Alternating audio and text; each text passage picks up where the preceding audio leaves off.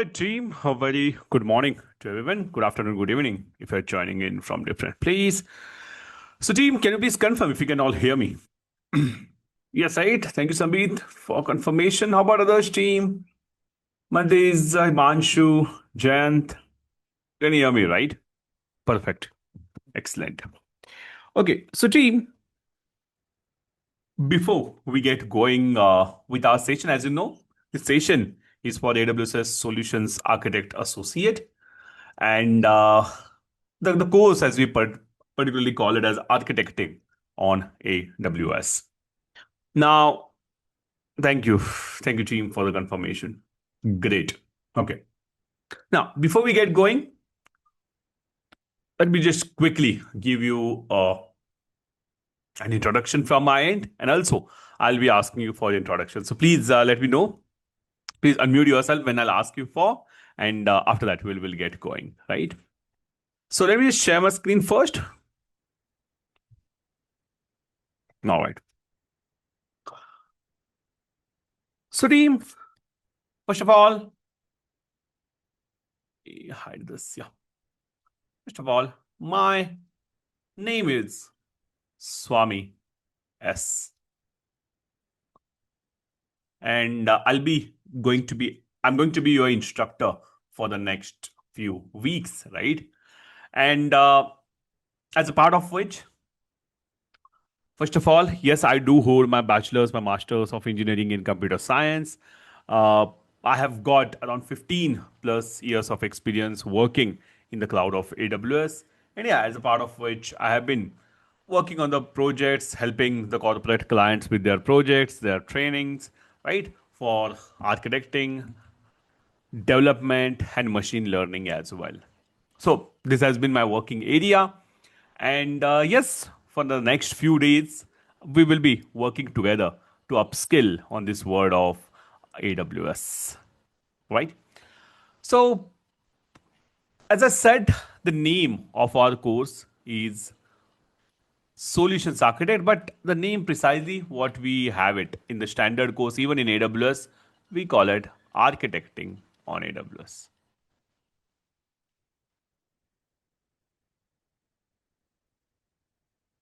Okay.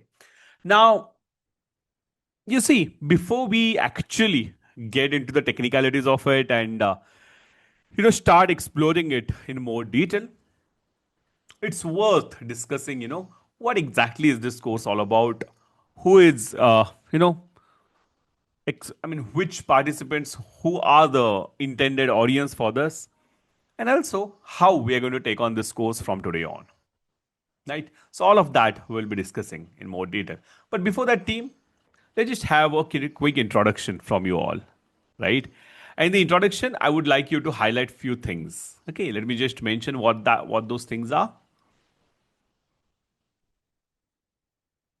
Okay, the first name is, or the first thing is rather your first name.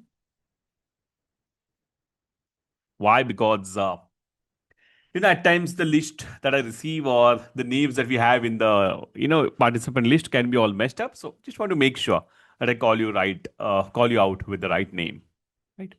Second is what's your current role or designation if you're working. Right. So if you're working professional, you are already working in a company or other, make sure to let me know what is your role or designation. Why? Because that will tell me how relevant this learning is going to be for you. If you're not working, that as well is great. You can tell me you're looking for, you will be moving into this world of cloud with architecting, right? And you're looking for better opportunities. Third thing is how much aware are you with AWS? So experience around AWS. Okay, so you might be entirely new to it. You might be aware of it to some extent. You might be entirely expert in it and here to revise the concepts. Right, so whatever the thing is, please do let me know. And the fourth and the last thing is what is your exact expectation? Right, what is the expectation that you have joined here with? Right, what are you looking for? Are you looking to, get the certificate particularly? Are you looking to upskill yourself with? Are you looking to move into this world of AWS on architecting, looking for job opportunity there? So, what exactly is your purpose of this joining to this course as well? Please let me know. All right. So, team, now I would really like introductions from you all. Okay, and for that, I'll ask you one by one, right? And we'll get going about it. All right. So, first, Himanshu, if you could unmute yourself, we can get started with you. I can see your name first in the list. Yeah.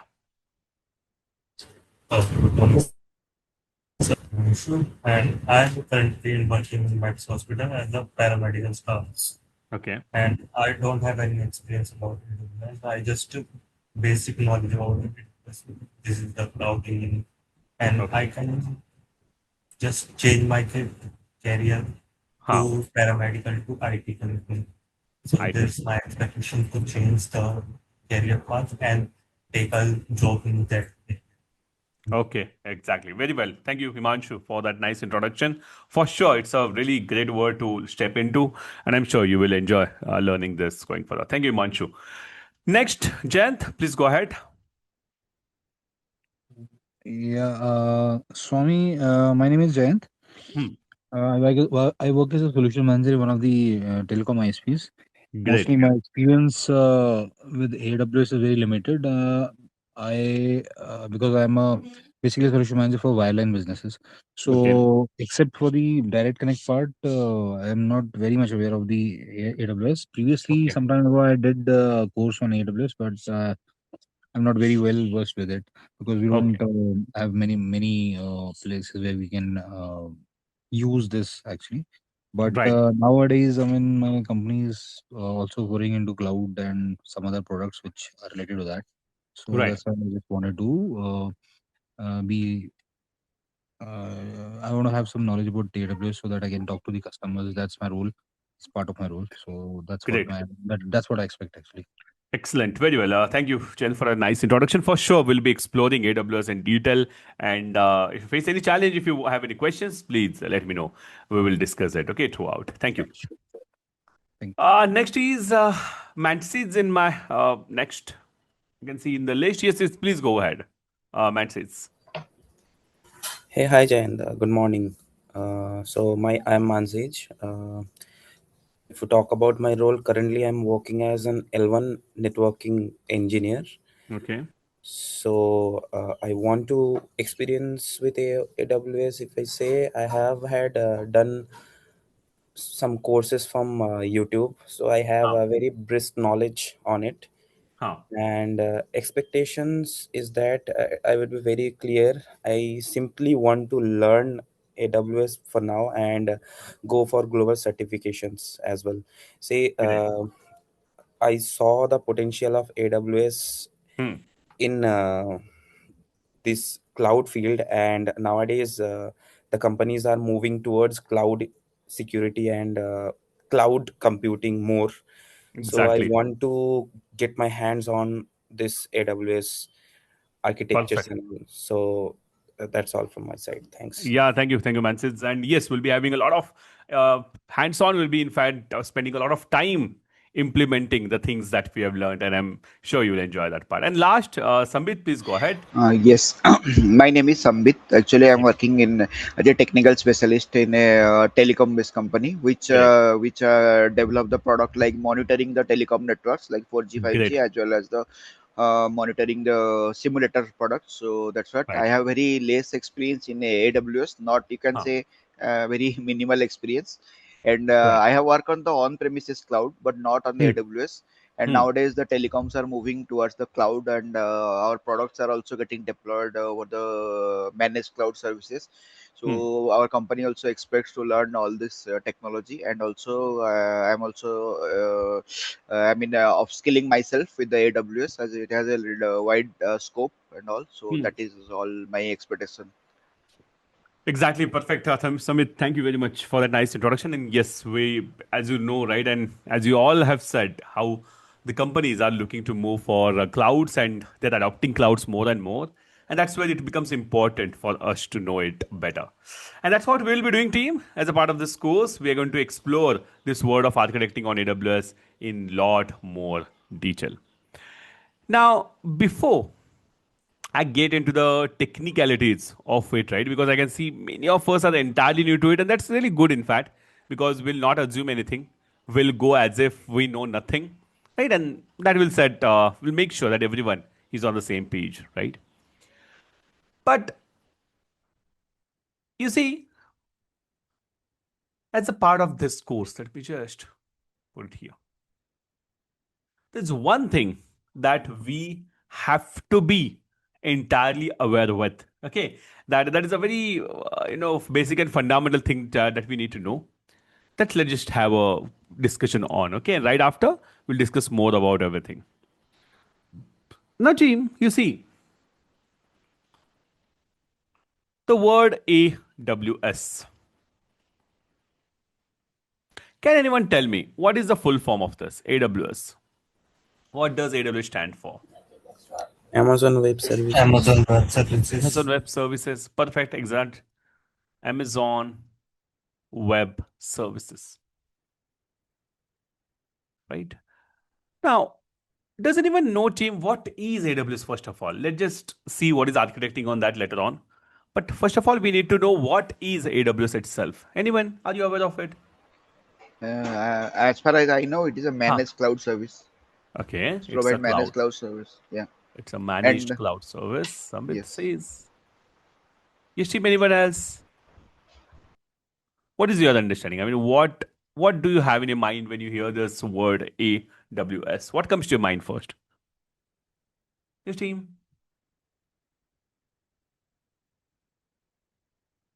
Yes. Samir, Himanshu, Jayant. it provides a infrastructure Huh. so that we don't need to bother about our own infrastructure, and then we have to deploy our application on the Amazon infrastructures and multiple zones so that our application can run 24 by 7 without any. I mean, that's Excellent. yeah. Excellent. Very well, Samit. Now, team, there's this one word that you can see right now, as you all told, right? And that's specifically the word is cloud. Yeah, it's somewhere around cloud. Now, it's very important, as I said, that we have to understand what is the concept of cloud before we can see AWS. Okay, so just have a quick discussion on that itself. So, team, are you aware of anyone? Can you tell me what is the concept of, what is your idea of cloud? How can you define it? Not technically, but anything that you know about it. Have you ever heard this term before, cloud? What is cloud for you? Cloud computing, cloud services, as we know, as we call it, right? So, what is cloud ultimately? Do you It know? is Yeah. Yes, Sambit. yeah, it is a distributed computers across the globe. Maybe in my I'm Hmm. not yeah No, that's yeah totally fine. yeah And team, again, as somebody is saying, this is what I'm looking for. I'm looking for what you think, right? It's not about answering right. Okay, it's all about what you think. Okay, and so please make sure that when I ask you a question, try to tell whatever you feel like. And if you are wrong, that's really great. In fact, you'll be able to understand what was right, right? So please make sure that you speak out, ask questions, and let it just make it interactive, because unless it is interactive you'll not learn better, right? If I'm just talking continuously and going through the slides and showing you the things, it is nothing more than a YouTube video, isn't it? So let's just interact. Let's just make sure that whatever you know, I'll get to know, and if there's something to be added to it, we'll for sure do. Team, just so that most of us are new to it, I'll give a small analogy, and with that, let's just try to understand the importance of where we are going right now. Now, team, I'm drawing something. Okay, now my drawing is not great, but it's good enough that at least you should get a fair idea about what I'm drawing. Okay, I'm drawing something, okay? And I would really like you to help me out with what I have driven, what I have drawn. Okay, just give me a moment. Look out for maybe.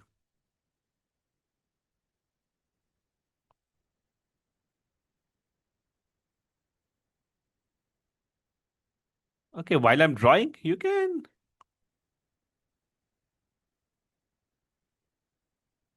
start guessing at least. What might this be? The very next thing I'll draw, I'm sure you will understand exactly what this is. Okay, let's just see if we can guess what I've drawn.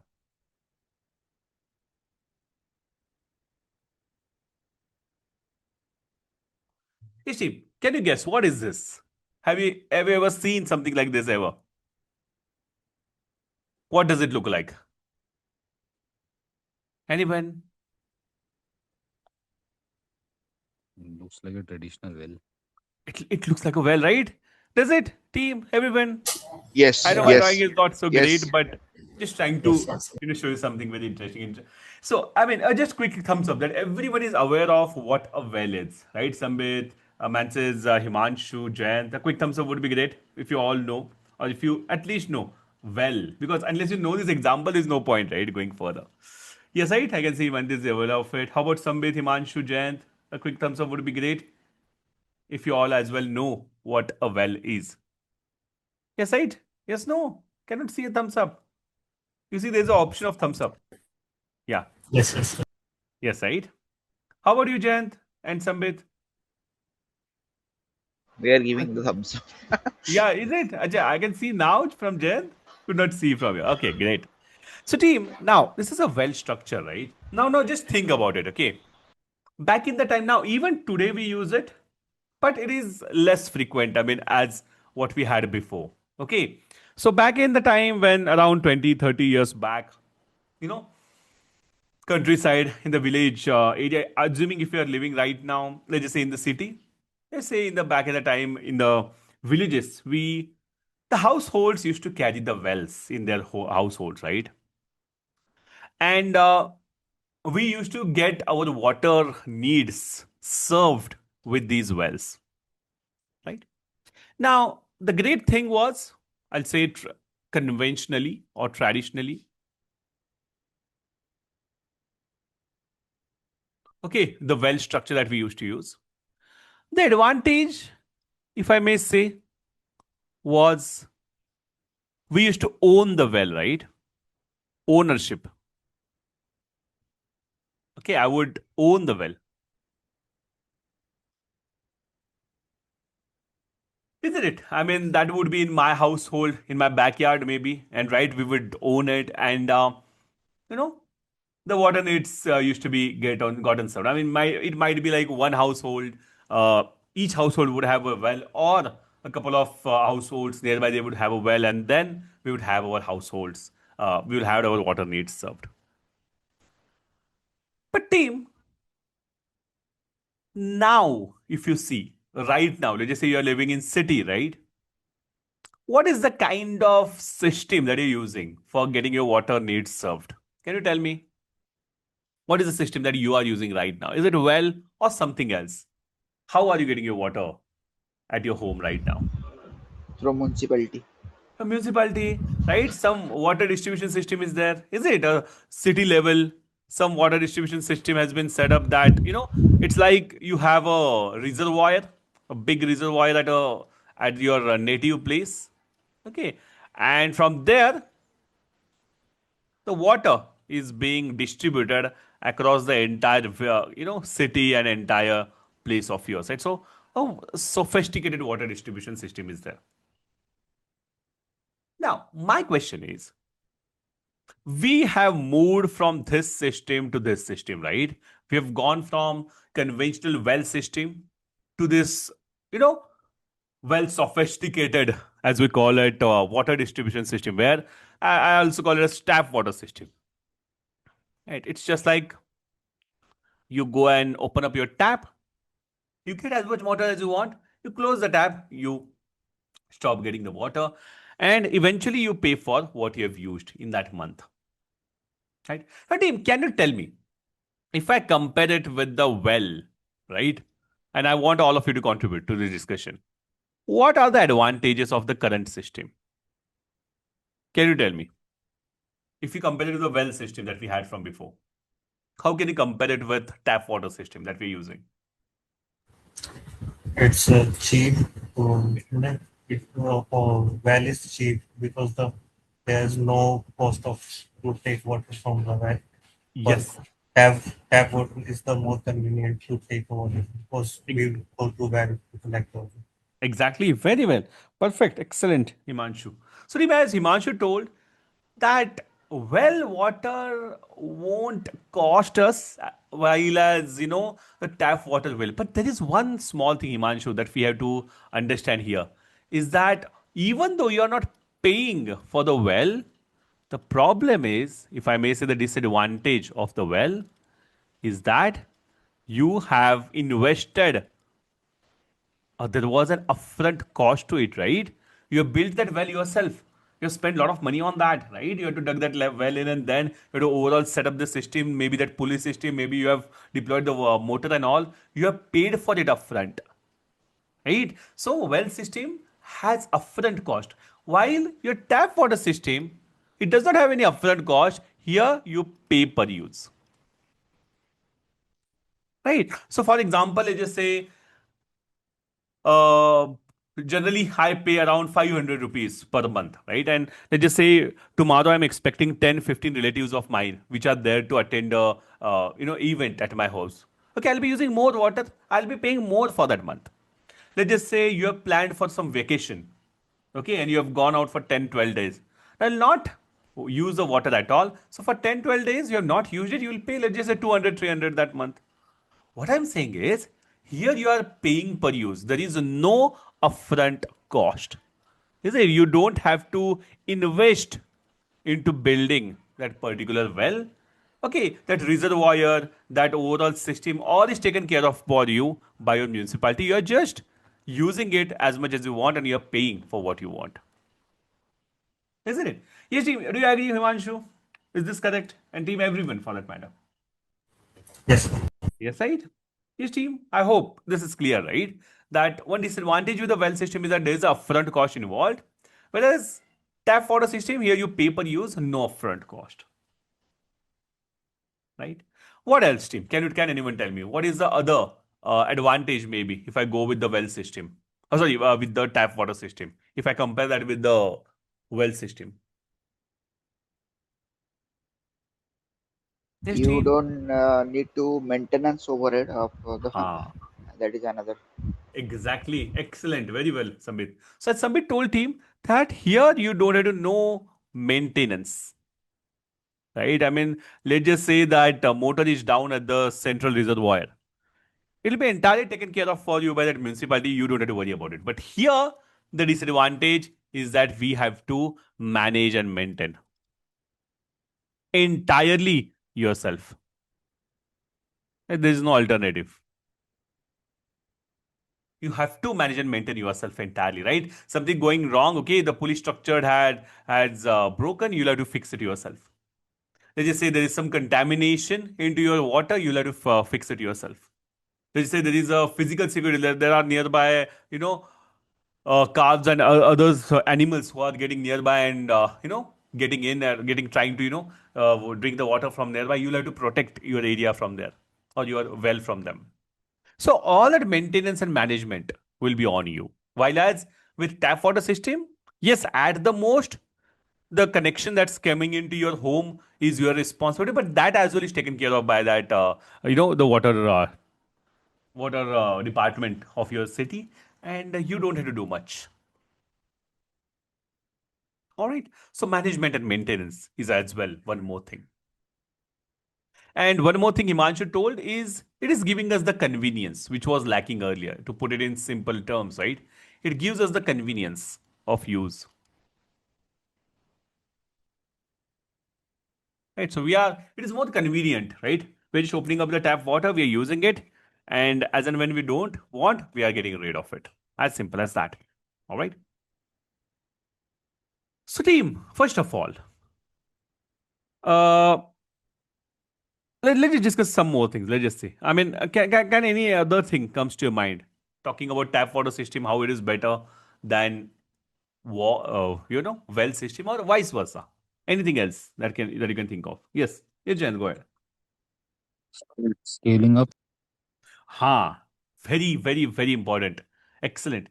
So, team, here you see scaling, right? Particularly, as I said a while back, let's just say tomorrow I'm expecting 10, 15 relatives of mine, and I'll not run out of the water, right?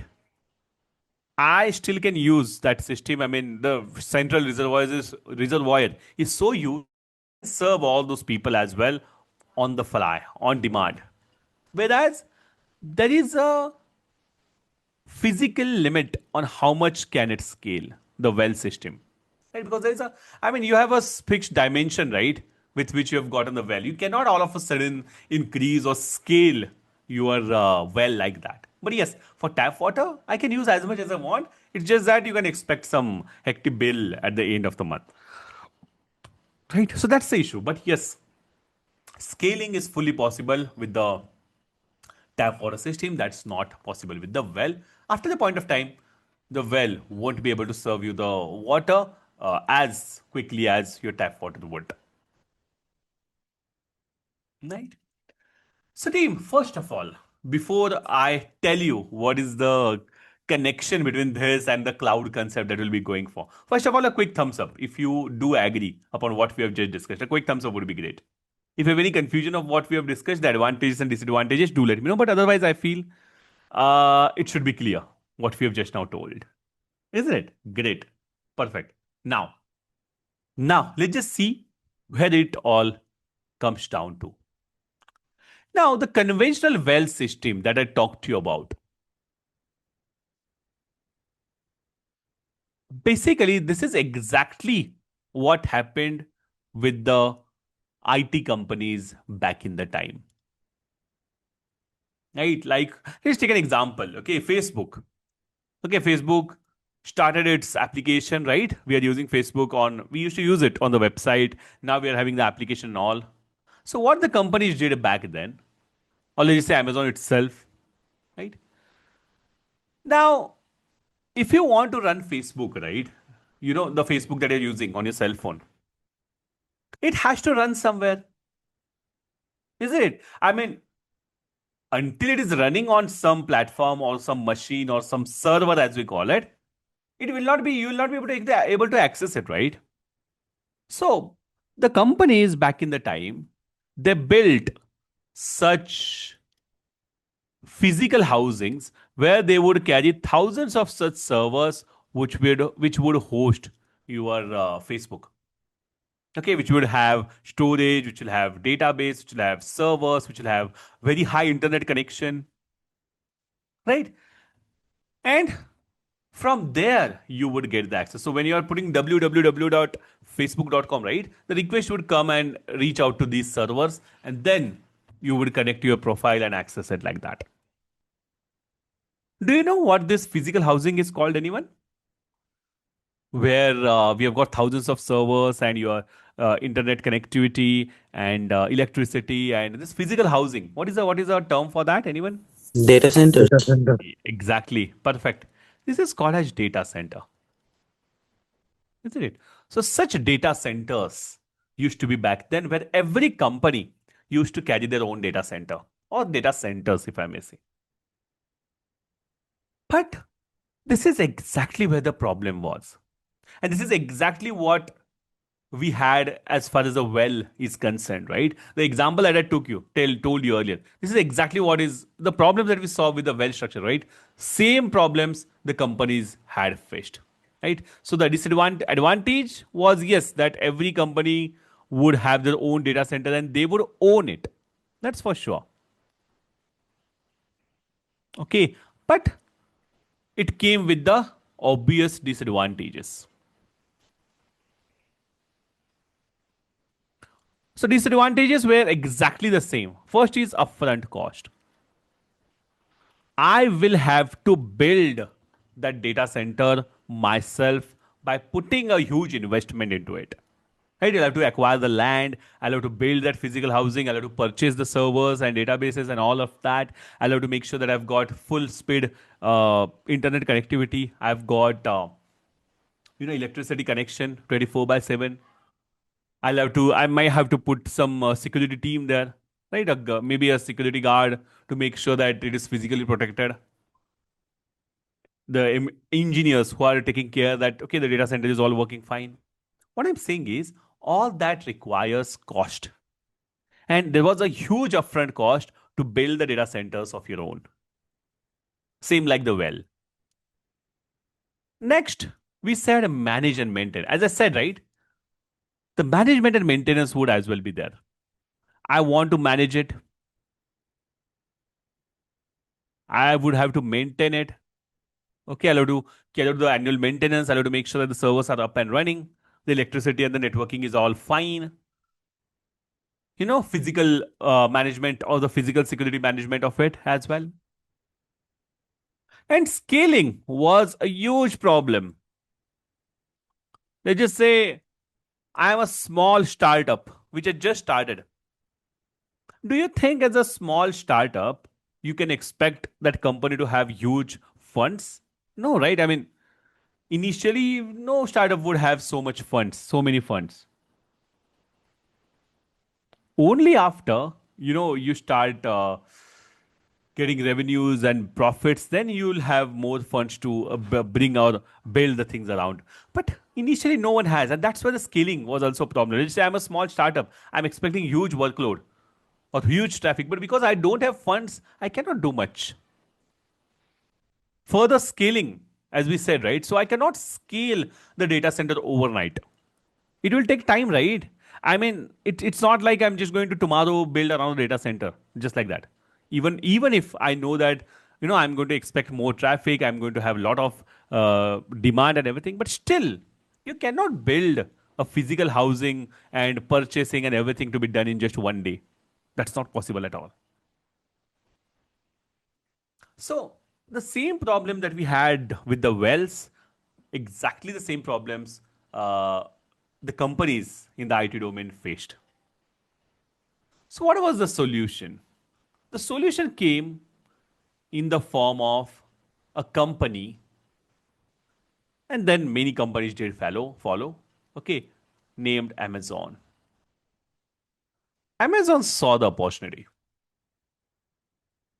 Amazon saw that, okay, what if we provide you the data centers? Okay, because I know you don't have enough cost to build it yourself. Don't worry, I will take care of that for you.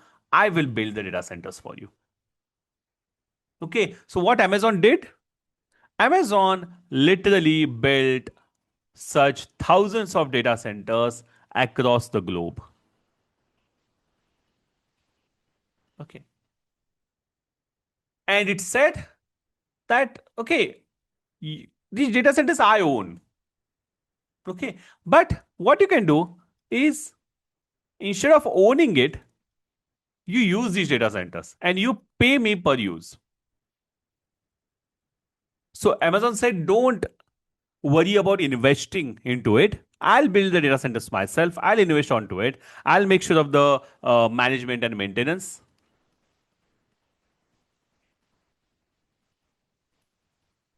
Right? I'll take care of all that. You just use it. And you pay me as per the use. Talking about scaling, don't worry about that either. Because I am giving you thousands of data centers across the globe. Okay, and it's just a matter of second if you want to scale it. It's just a matter of a single click and you'll be able to scale it up and down. Right? So exactly like the modern water distribution system is supporting us right now, companies like Amazon, they stepped forward. In fact, Amazon was a pioneer in this domain. Yes, one disadvantage, obviously, you can see is that you don't own it. Disadvantage, I know, right? No ownership. You will not own those data centers. But other than that, everything else that you need for your applications is there, and Amazon is helping you with that. So, team, Amazon now has become so huge that there are different departments of it, right? So the one that is taking care of these cloud, I mean, one which is taking care of these such offering, right? We call it Amazon Web Services. Okay, which provides you the option to run your application on cloud.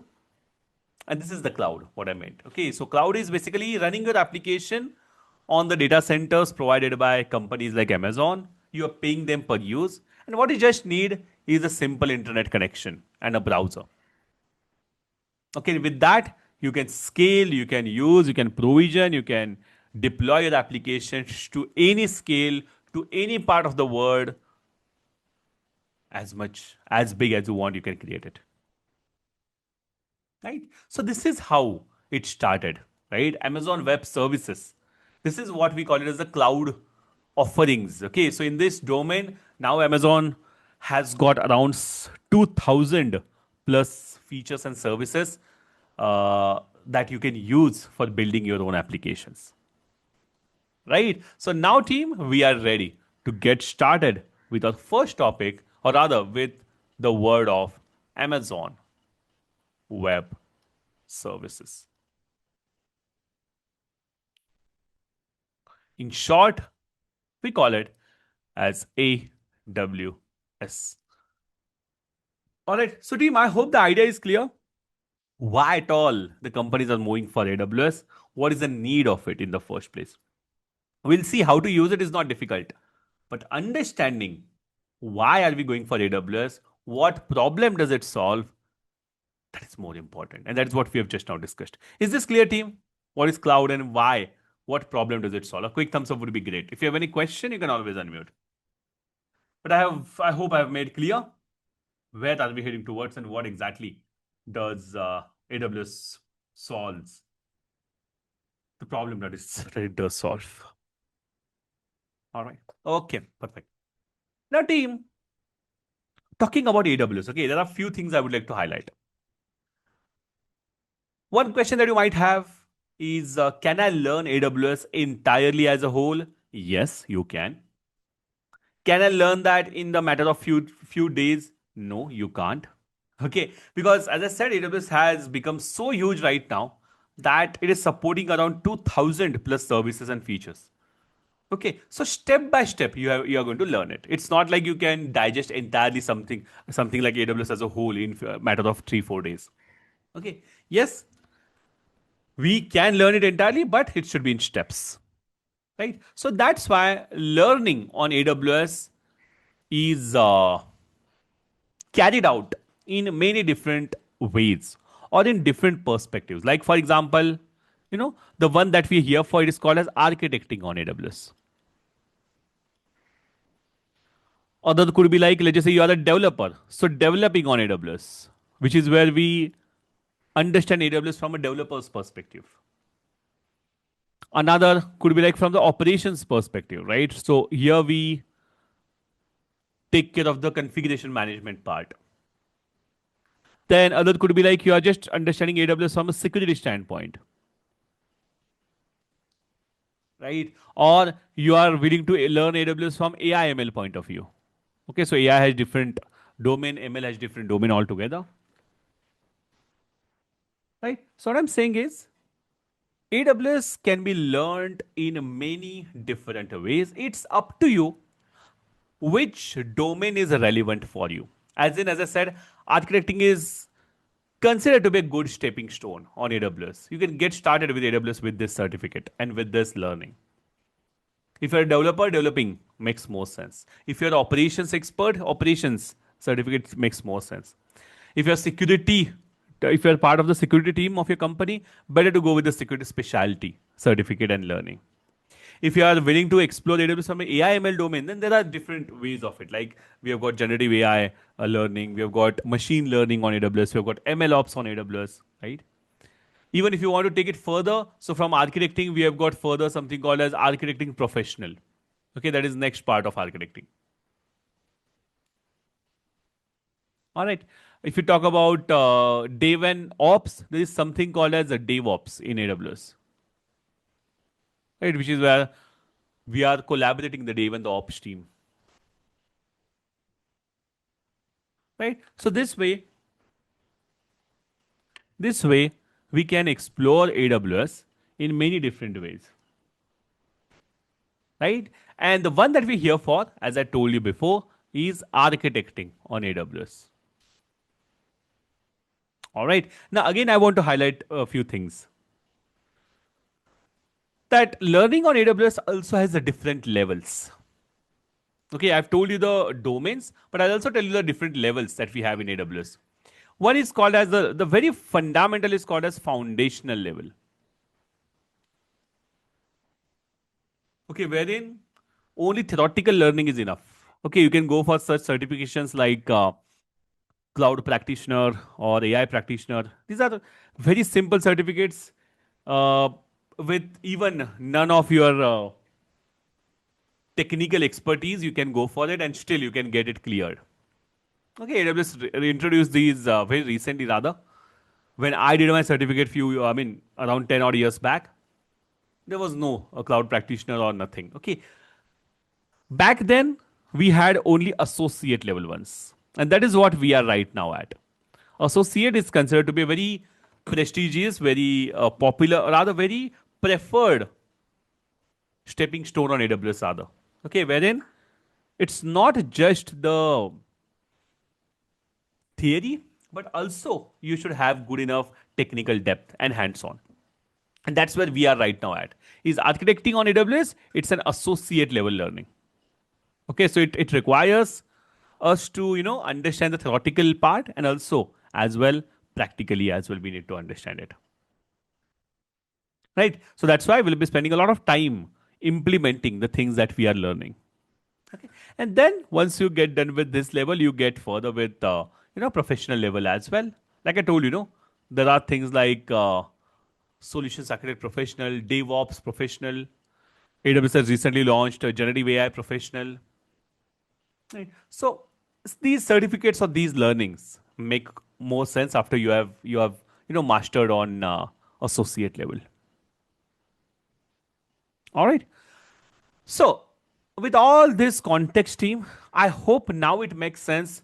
What are we going for? We are going for architecting on AWS, which is an associate level of learning, which is not very simple, neither difficult. Okay, if you put some efforts in it and if you are making sure that you are learning everything, believe me, it will carry very big value in your resumes. And if you're willing to move or looking for better opportunities, this will give you good validation. Okay, so that's why many participants and many of us, even as I said, my first certificate was solutions architect only 10, 12 years back, I guess. Right, I've recertified that and everything. But what I'm saying is, we need to know, right, that architecting is a very good starting starting point for us. All right. So with that all, team, now we will begin our course. The course, as we are going to call it, it's not just the certificate that we'll be looking for. Basically, we are looking to upskill on this cloud. Certificate is merely a validation of your knowledge, right? What is more important is understanding what is architecting on AWS. Okay. So, team, from today on, we're going to explore the world of AWS from architecting perspective.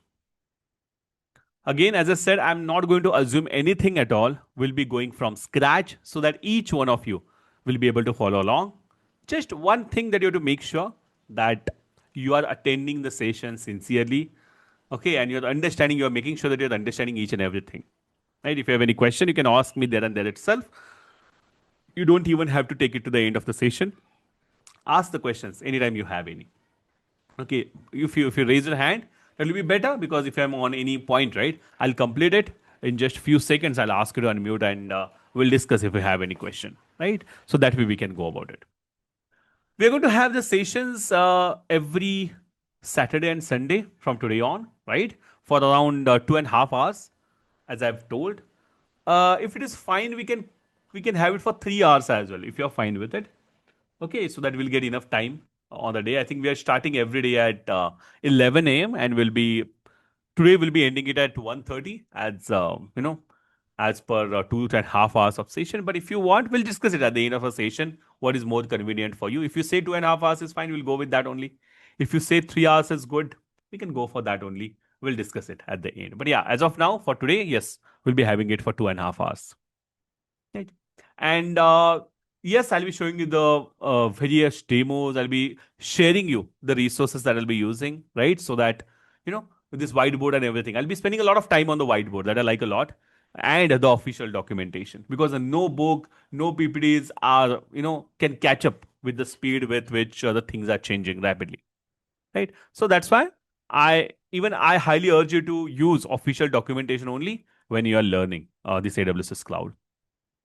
All right. So, team, until here, I hope the things are all good. Any question do you have about how we are going to go about this course and everything, or overall, in general, if you have any question, do let me know. I'll give you a quick understanding of the agenda and the exact technical details we'll be going with. All of it I'll be talking about. But yeah, before that, if you have any question, do let me know. Is this all good? A quick thumbs up would be great. If not, if you have any question, please unmute and ask me, please. Yes, team. Is this good? Till now, a quick thumbs up would be great. If not, you can ask the question if any.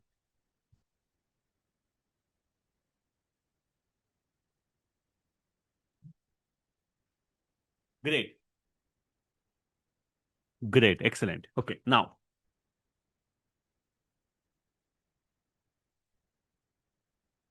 talking about what are we going to have in this course, right? I would just like to show you one image. Okay. And with that, we'll get going. All right. Let me just show you that.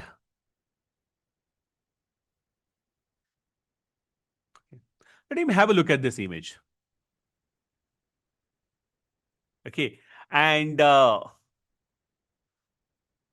if you just have a look at it right now, it looks quite scary, right? But this is what our ultimate goal is to be in this course, is that I'll be making sure that you'll be very comfortable with this image, and you yourself are going to build such, 3-tiered architectures in your real world when you'll go further. Okay, so if you just have a look at this diagram, this is what is the ultimate goal for us, that we will be able to build such architectures by the end of this course. Okay, right now I'm sure it might not make it might not make any sense at all. For those who are aware of AWS, it might, but others who are new to AWS might not make much sense, and it might even scare you for now. But don't worry, as I said, there will be working so much in this course that this diagram will be even seeming more simpler right now. Right. So I will just keep this as a reference. Okay. Later on, when we'll learn the things, we will come back to it and we'll discuss, how good was it. All right. And whether how comfortable you are with it. Okay. All right. So I'll just get rid of it for now. All right.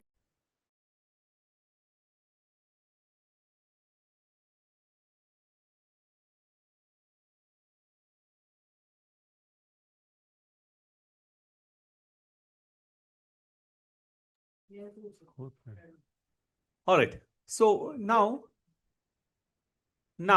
what we'll do, let's just understand some of the fundamentals going on to architecting on AWS.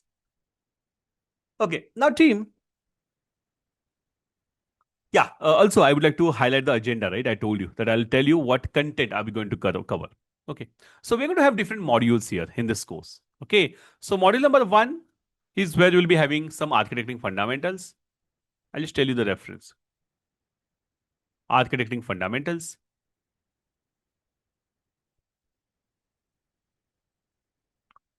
Second, we will go for account security.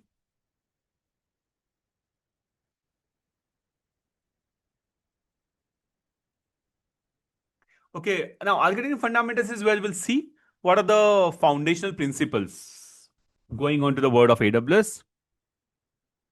Okay, and in account security, we are going to explore rather how we can provide the access control to the AWS cloud. What are the security measures that are taken care of?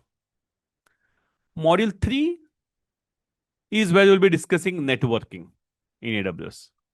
Networking part 1. Networking part 1. Okay, wherein we're going to see how the fundamental or how the, the foundation of AWS is laid for us to use it. Okay, what networking concepts are there? And they're very important if you're going for the exam. Very, very important. And we'll discuss those with demos and with explanations and discussions, all of it. Module 4 is where we'll see one core aspect of AWS is we'll explore what are the compute options AWS has to provide. Which services are there that we can make use of. All right.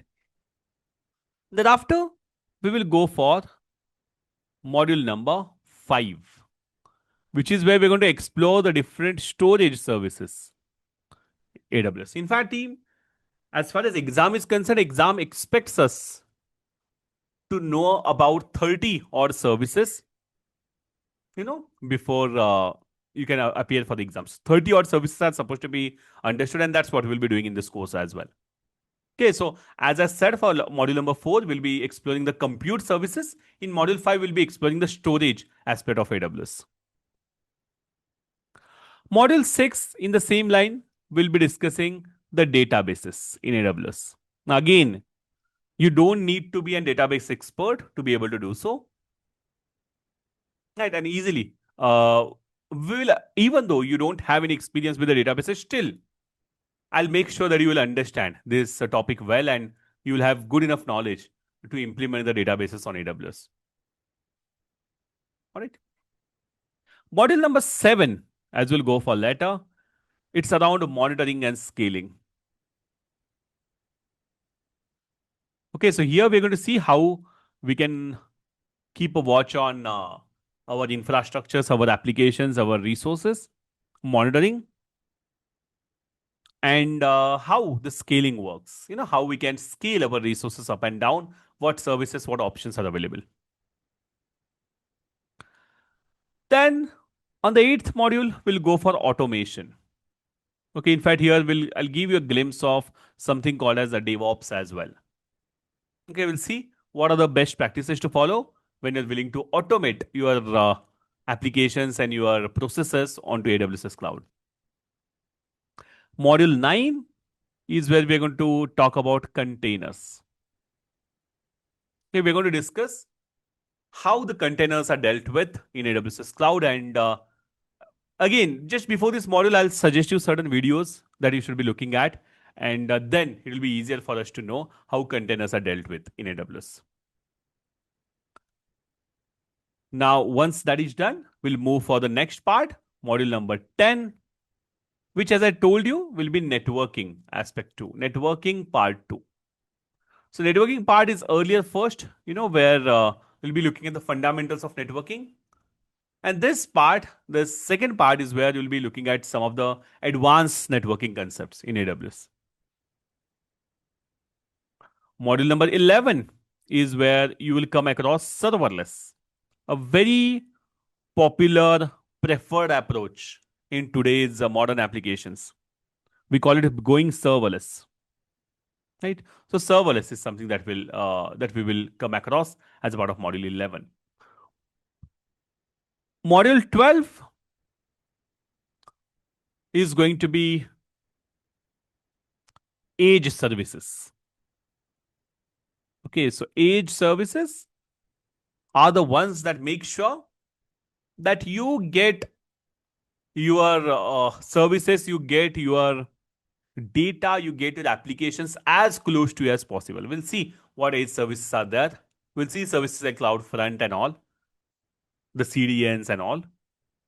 Okay, we'll see Route 53 like, DNS and all. All of it will cover that over there. And finally, the last module of all this, which is not, if I may say, very technical, more logical.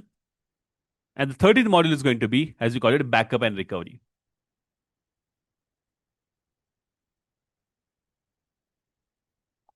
Okay, which is where we'll see the planning for the disasters. Okay, what to do in case the disaster strikes your environments. In fact, in the exam as well, you can expect a couple of questions on this. There is a white paper AWS has published for this backup and recovery, and I'll be using that as a reference to show you how to deal with recoveries and backups in case any disaster strikes in. Right. So, team, this is what our agenda is for the next few weeks. Right. Every day will be covering one or the other aspect of this agenda. Right. Again, I'll tell you one thing is what I do is, although this is the official agenda, as you'll see on the official AWS website as well for architecting, but I would tweak certain topics here and there. Tweak as in I'll take certain topics earlier and certain ones later, because I feel in this flow certain topics make sense earlier and certain ones make sense later. Okay, so I'll not follow this agenda exactly like this. Certain modules might will be taking it up early, certain ones will be later, but ultimately by the end of our course you will have all these topics covered end to end.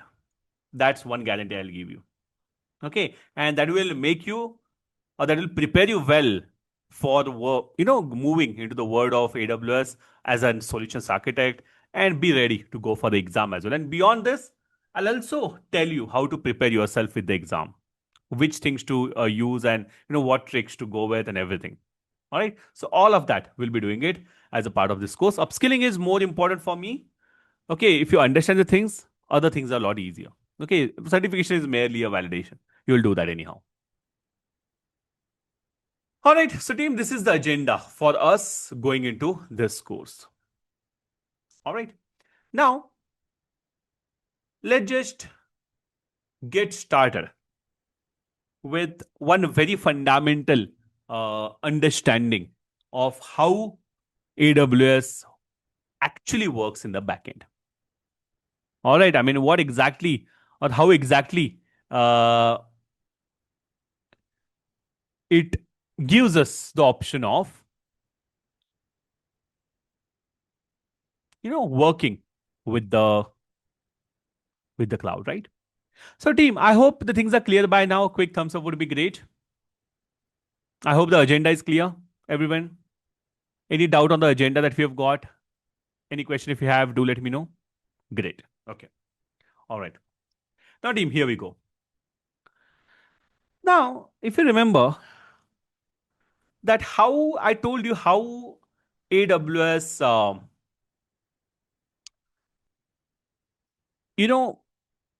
provides us with all the cloud environment, as I told you. But what happens is actually in the backend, I'll tell you. Basically, when you talk about AWS's cloud, at the bottom of it, at the core of it, fundamentally, what it has are only data centers. Okay, so we know the concept of data centers. It's just that AWS has a huge number of those, and they are spread across the globe. You see, like this.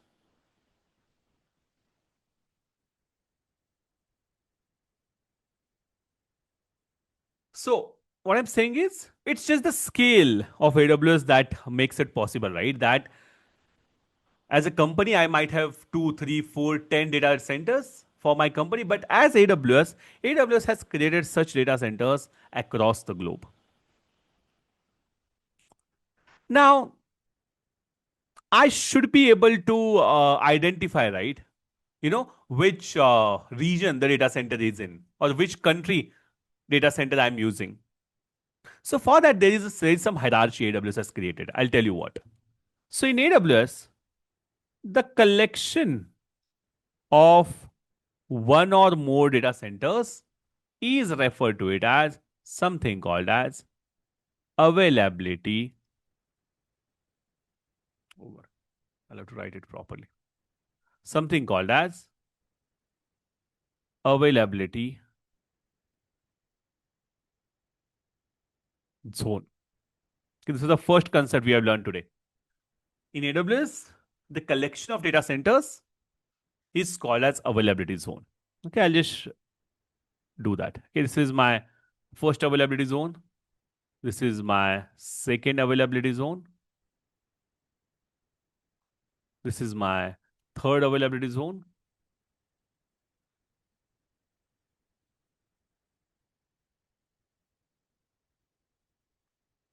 Now, interesting thing is you will never exactly know how many data centers.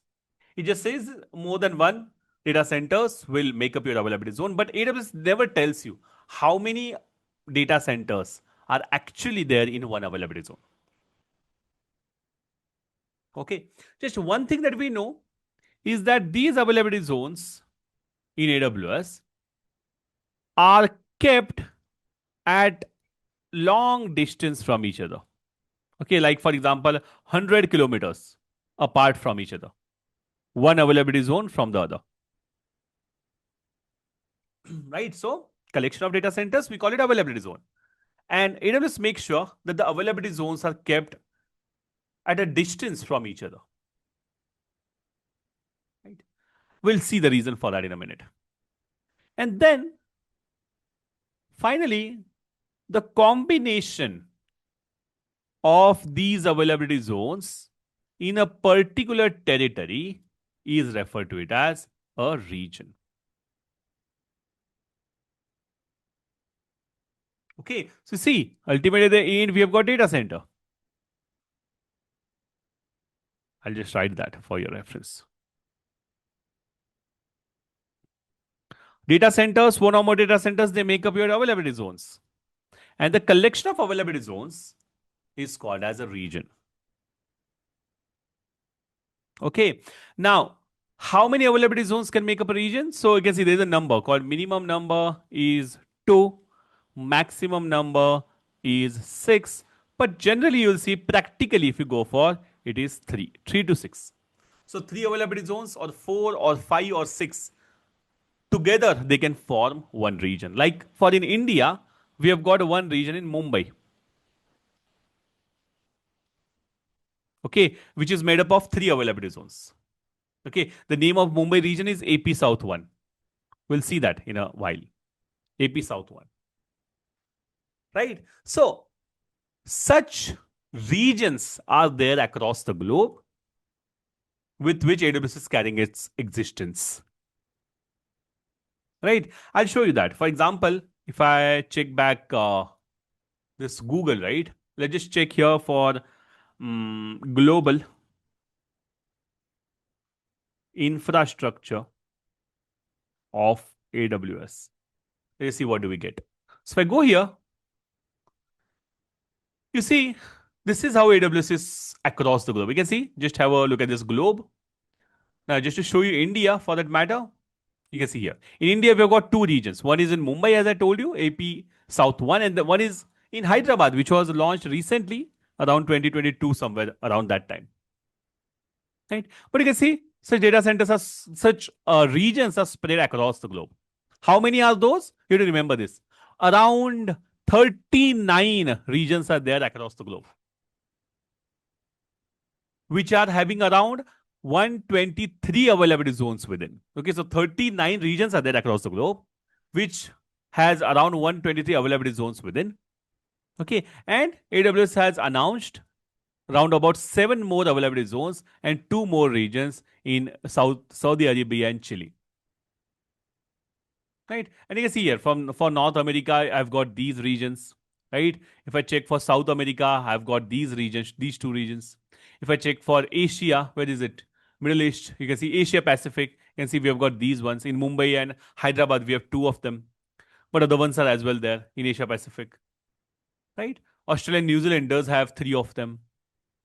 So this way, what AWS has done is it has its presence globally across with such data centers and with such regions. Okay. Now, as I told you, let's just check it. Okay, let's just make use of the AI tools nowadays we have got, right? Let's just see what it says. Okay, so as I ask you the question, how many, let's just check it here. Okay, this is a very good exercise. How many data centers make up an availability zone in AWS? Okay, I can see, as I told you, 1 or more discrete data centers. Just like I told you, it is referring to the official documentation only. As I told, AWS does not specifically tell how many of that.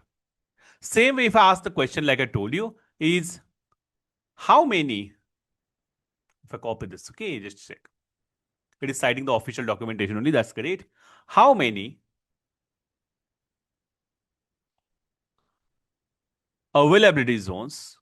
Very important questions, okay, these availability zones. Even when I take any interviews for AWS candidate side, I make sure to ask these fundamental questions as well. Zones makeup and region or region in AWS. Okay, let's just see this. 3 to 6 should come up. Okay, you guys say 3 to 6. Okay, so you can see while 3 is the minimum requirement for the standard region, some larger or older AWS regions contain more. For example, North Virginia contains 6. So that's why the scale is from 3 to 6. Right? Like I told you on the diagram as well. So what I'm saying is, team, that this is how AWS has its global presence. Okay. Now, I have few questions for you. Is this understood, by the way, till this here, till this part? We'll see some. I want to ask you certain things here now. Is this clear, team? A quick thumbs up would be great. Any question if you have, you can always unmute. Is this clear? Yeah, I can see from Sambit. How about others? I can see it from Mansis as well. Himanshu, Jayant. I hope the part is clear. Great.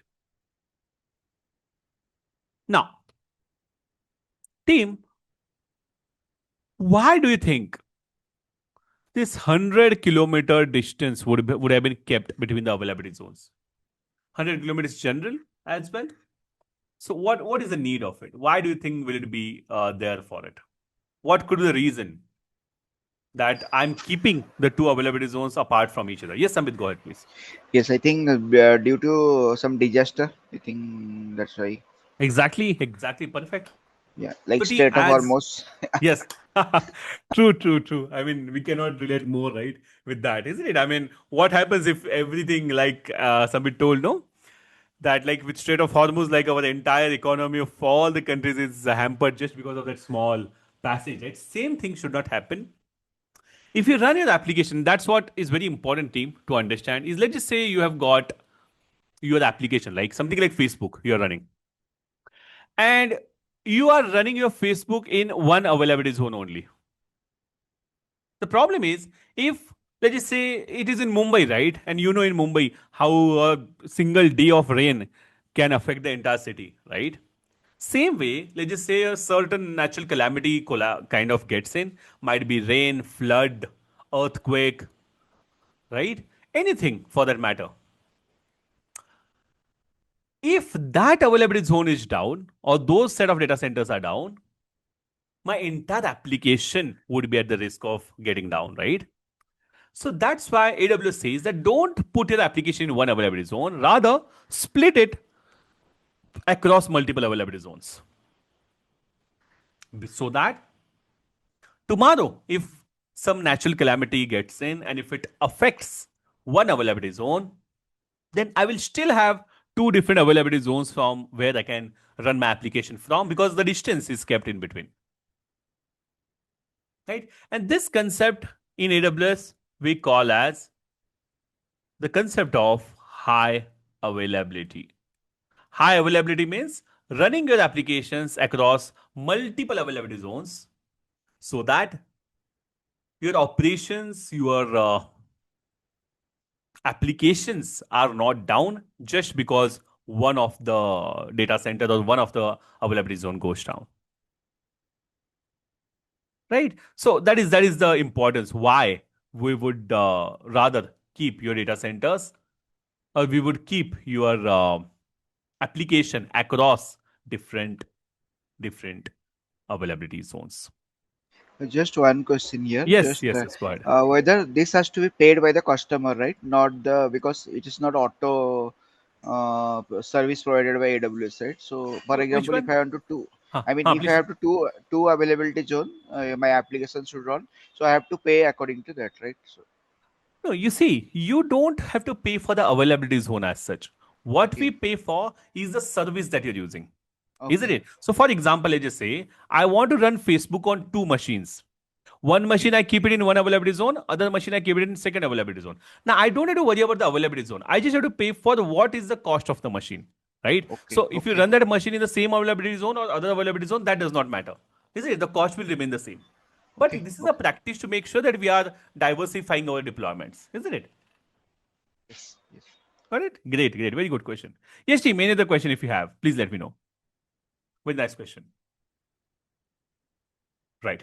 Now, I think we'll do one thing. Let's go for the break. Okay. I don't want to, get into the flow of it. I mean, I'm really excited to discuss all these things with you, but still, I feel it just be all fresh for the next part, right? So let's go for a small break, team. What do you say? And then continue for the next part. Is it good? Shall we? Yes or no, team? Yeah. Great. Okay, so let's just do what, team? I'll put up a timer. Let's go for the 15 minutes only. Okay, so that we'll have enough time to freshen up as well and get back quickly, isn't it? I mean, let's just make the most of the time that we've got.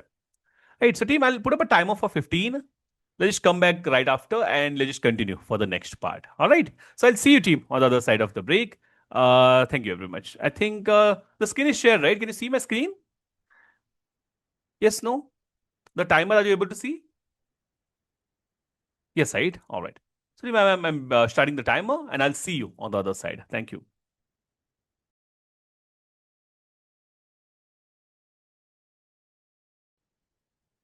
Something more important, something even more important rather. Okay. Now, team, in the previous discussion, we had discussed, right, that how AWS has its global footprint, isn't it? So we have seen what is the idea of data centers. First of all, we have seen what is cloud computing itself, right? We started off with that only. We have seen why at all it's required to move for cloud, and then we have seen what problem does platforms like AWS solve or clouds like AWS solve. So AWS, Azure, GCP, they're all referred to as CSPs, cloud service providers. And they provide us different services. They offer us different services to run our applications on cloud. Right. Now, in the previous discussion, we were discussing upon the region concept, right? We've seen what is a region and how it is made up of different availability zones and beneath which we have got data centers. Now, team, as I've told you, right, there are around 39 odd regions across the globe, isn't it? That AWS is providing. Now, one thing that you have to understand is what are those factors? And I want your inputs on this, okay? What are those factors that impact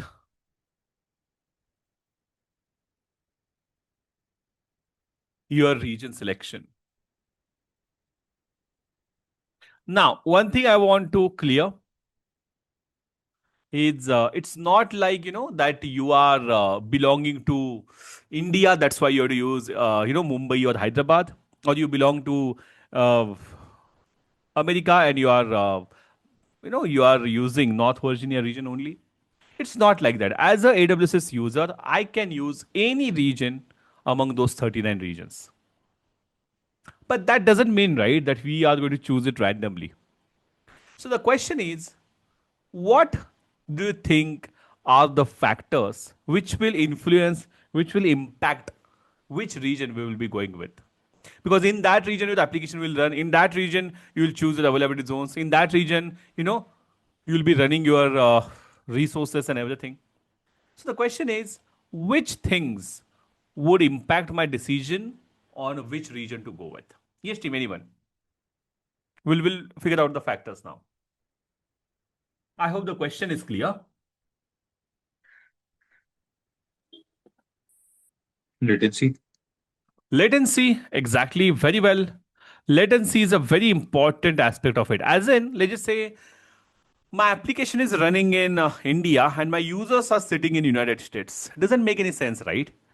I would like the application to be as closer to the end users as possible so that they will not have any latency in their operations. So that's exactly true, right? I mean, as Jayan told, latency plays an important role. How close your resources are to your users. So it makes sense to, create or use the region that is closer to the end users. Perfect, exactly What is the second thing, team? What do you think? Anyone? For disaster recovery, also you can have this uh, uh, uh, main server would be primary server would be at in one zone and the other server would be in some other region like that. No, right now, we'll see for the disaster recovery. We'll see how we can use different regions and all. But right now, we want to choose only one region for that, isn't it? So choosing a one region for your service, for your deployment, which region would you go with? Yes, I totally agree that for disasters, it's better to have your resources across the regions as well. We'll see that. We'll do that. But timing, I just have to choose one region particularly for my application and for my resources. So just like latency, which other thing or things could affect my decision? Yes, team. What else? What else? Let's think it logical. It's more logical than technical. That's why I'm asking you. Logically, what do you think? You are running your application in one place. Now, that one place, what could be your selection criteria for that? Just like there are two cars and you're choosing one from them. What are your selection criteria? Same way. Yes, Jayant. Any local regulations? Local regulations plays very important role. We call it governance. Okay, now team, I'll tell you an example. Let's just say you are running an application which collects the Aadhaar card information of all of us. Now, would it be good that the servers are running in China? No, right? I mean, the Indian authorities will not like that at all, right? So you have rule of land, that the place for which the application is created, they might have their own rules that, okay, that you have to have your database, you have to have your data in our region only. It cannot go outside. So certain rules, the governance, the compliance, as we call it, is also one thing that impacts which region you will go with. Right. What else, team? Think about it. Think about it, team. And suppose my data center or region choosing it's far, so it might lead to extra cost, I suppose. Exactly. Very well, Mantis. So, team, as Mantis so told, cost plays a very, very important role in selecting a region. Now, how does cost matter? I'll tell you. Let's just say if I choose Mumbai region, the cost for running that resource in Mumbai is different than the cost of running that resource in United States. And I'm not talking about currency conversion. I'm not saying that, okay, this will be in dollars and that will be in rupees. No, the costs are really different. It depends on many factors, like how much time, how much cost it took to set that up in that region and this region, and many factors affect. So certain services, in fact, frankly, telling you, Mumbai has one of the most expensive charges for running your resources than other regions. So likewise, the cost of running your resources in one region or other will also impact, which region you'll be going with. Fantastic, very well. And one last thing, team. One last thing is we call it service availability. What does that mean? So, for example, I'm, oh God, what I've written? Availability. So, service availability means that, as I've told you, right, AWS supports 2,000 plus features and services. Now, in that context, which service, I mean, not all the services are available in all the regions. It may happen, or it does happen, that if there is a new service that AWS is putting out, it is not available immediately across all the regions. It is gradually rolled out. Okay, so you'll have to see whether the service or the resource that you're using, whether it is available for you or not. Literally, I faced this problem few weeks back, where I was creating a project on AWS for FPGA. I mean, FPGA is a field programmable gate array that we use it for, reconfigurable programming. Anyway, the point is that I couldn't get the operating system for that in India, and I talked to AWS team, and they told me that it is only available in United States for now. Right? So certain things they do happen that you have to check whether the service, whether that feature that you're going to use in your application, whether it is available for you or not, because it may happen that for certain regions it might not be available. One such example is service called as Cloud Shell, which we'll see later on in the course. But the idea is that that service lets you use the commands to interact with AWS, and that was not available for all the regions, and gradually it was rolled out. Anyway, but the point here is that you have to be careful about what services, whether the service is available for you or not. If not, you'll have to make sure that you have to choose the region that does have it. All right. Now,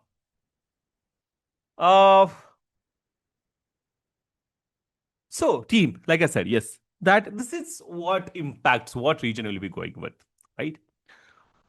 Now let's just do something interesting. Now, let us just say that now, just like you all right now, isn't it, that you are entirely new to AWS. Okay, let's say this is you.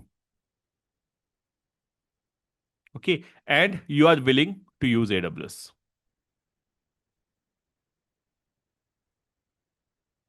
You are willing to use AWS. And you are new to AWS, new user. Right? So the question is, how, as a new user, I can step onto the world of AWS, how I can use the AWS cloud. Okay, so let's just see the process for that. All right. The process goes like this, where let's say I'm that new user.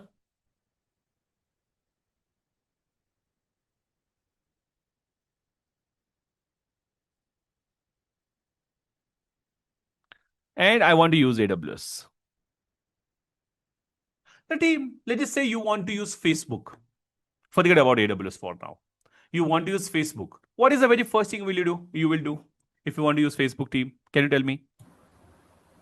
Create new Create account. account first. Yes. Isn't it? We have to register ourselves onto that platform. We have to create an account. We have to sign up there. Isn't it? Same way, even on AWS, the very first thing that you'll have to do is you have to create an account. Okay, how do we do it? So I'll show you that. You don't have to follow this. I'm just showing you, okay, how does it look like? So for example, if I go to Google and let me just go into incognito mode so that I can show you how it looks like. And then here, in order to use AWS Cloud, we search for AWS Management Console. And once you search for that, you get this AWS Management Console option. You have to click on that. And this is the home page. Just like you have the home page of Facebook, same way we have got home page of your AWS. Now, once you are here, as you said correctly, you have to create an account here. So I click on his, get an account. And then it asks you for your email address. It asks you for your account name. And once all of that is filled in, you verify your email address. Then you go further. It will ask you for the address. It will ask you for your debit or credit card information. And after all of that, you get yourself an account. So what happens is you create an account there just like any other platform. Now, interestingly, while creating an account, you set up your credentials as well. The first one is you set up your email address.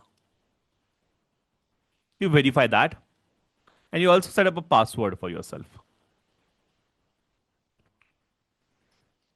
You also set up a password for yourself. Right? Now, what do we do? What do we do next? Now, once you have done that, just like let's just say on Facebook as well, the very next thing you'll be doing is you are going to sign in, right? So you are supposed to use these credentials to sign in. Okay, sign in. Now, what's so special in signing in? There is something very interesting in signing in is that, I'll just show you that option as well. For example, if I go back and if I show you, if I want to sign in, you see, I get two different options for signing in. And this is very, very interesting. This is not on Facebook, right? On Facebook, you just have one sign-in option. I mean, you put your username and password and you sign in, just like for Twitter and other places. But in AWS, you have got two different options for signing in. One is called as root user.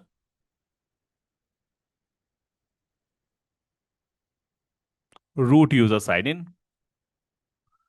And the other one is called as IAM user.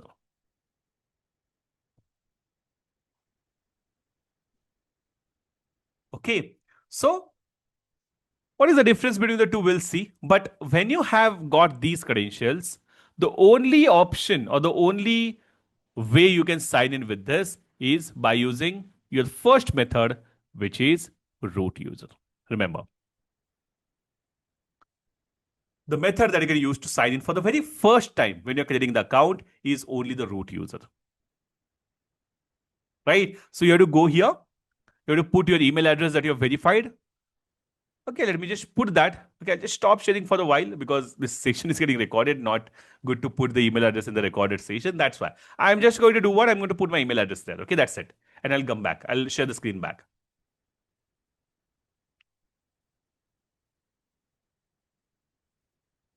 Just give me a second, team.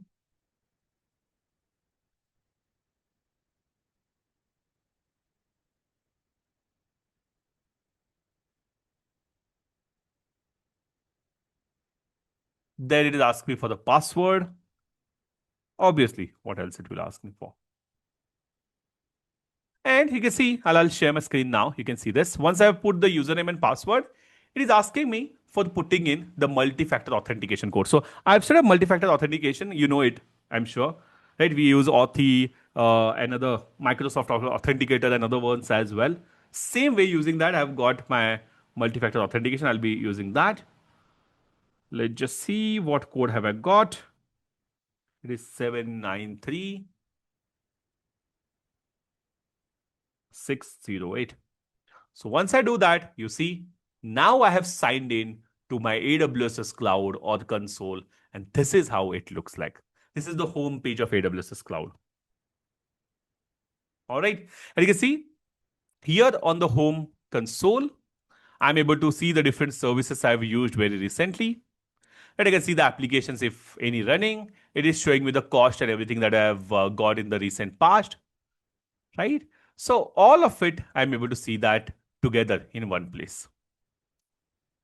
Right? And from here on, I can go ahead and start using it further. For example, whatever service I want, let's just say I want to use S3 service. I'll look out for S3. I'll get inside the S3 service. It will show me all the buckets and everything that's in there. Okay, S3 is a service that carries the storage for it. You can see different buckets are there.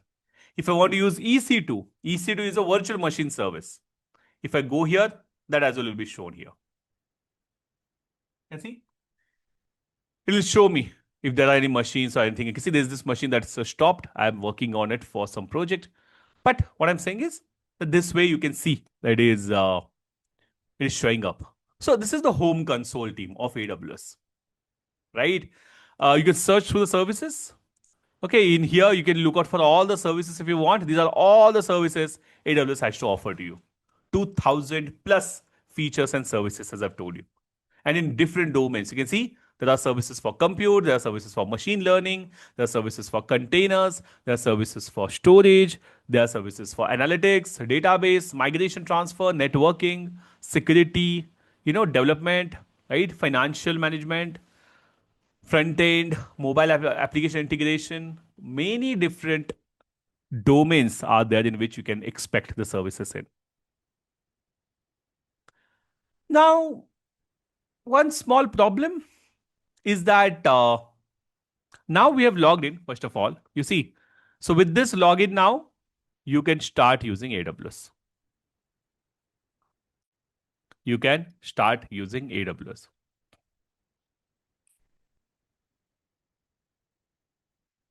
Now, one small issue is there, which is that we have logged in as something called as root user.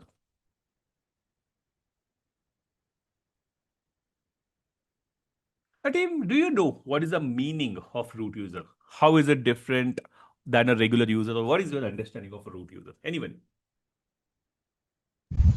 It is a super user and has all access. Exactly. Very well. In fact, We also have this term of sudo, right, in the Linux as well, where we have super user that with there. Same way, root user, as Sambit told correctly, is a user which we call it unrestricted or privileged user,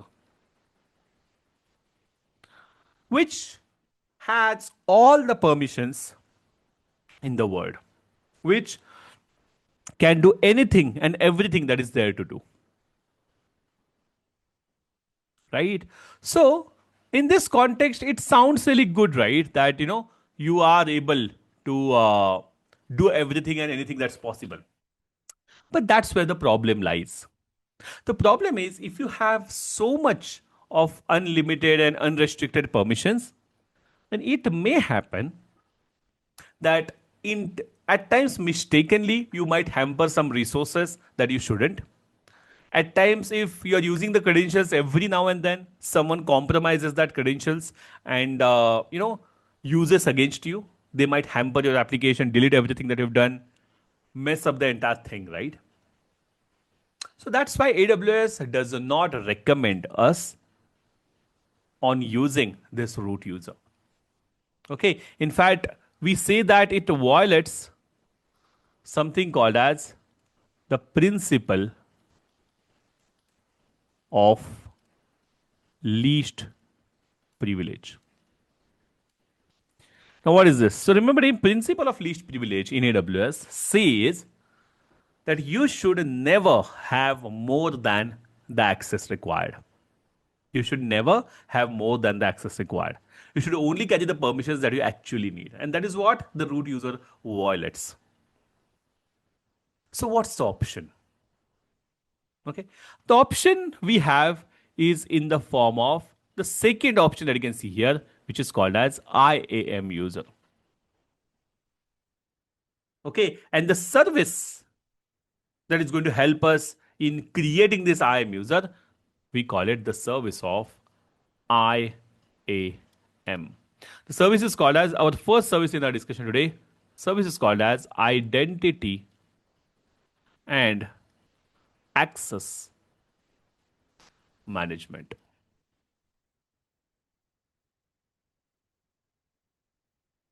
The service is called as Identity and Access Management in AWS. In short, the name of the service is IAM.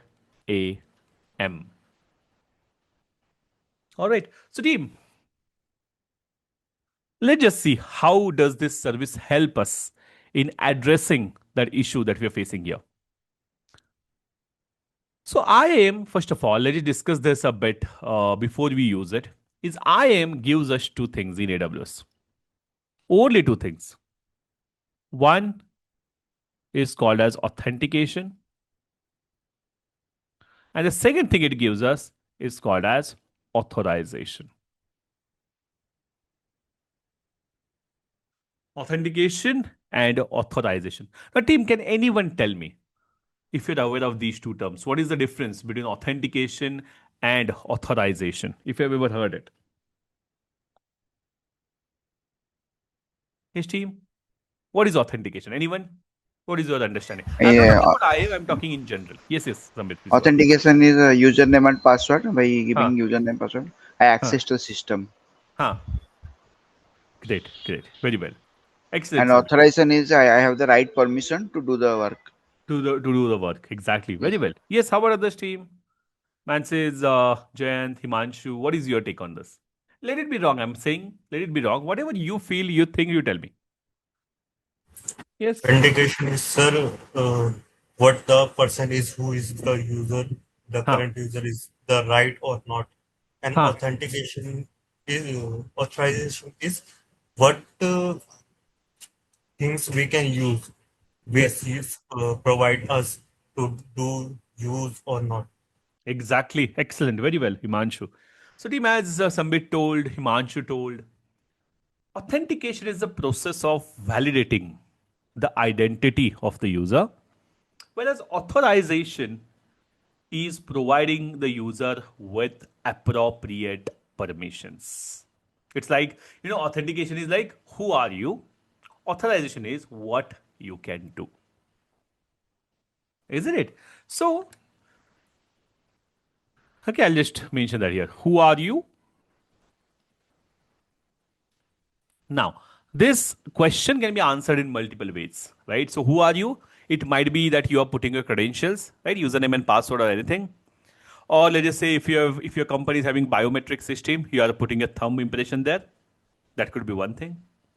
Or let's just say you're using, the face scan is there nowadays. Okay, the companies are using that face scan to be able to identify the person. So the mechanism could be different. The idea remains the same. It is to verify whether you are the person whom you are claiming to be. And second is authorization. Authorization is what can you do?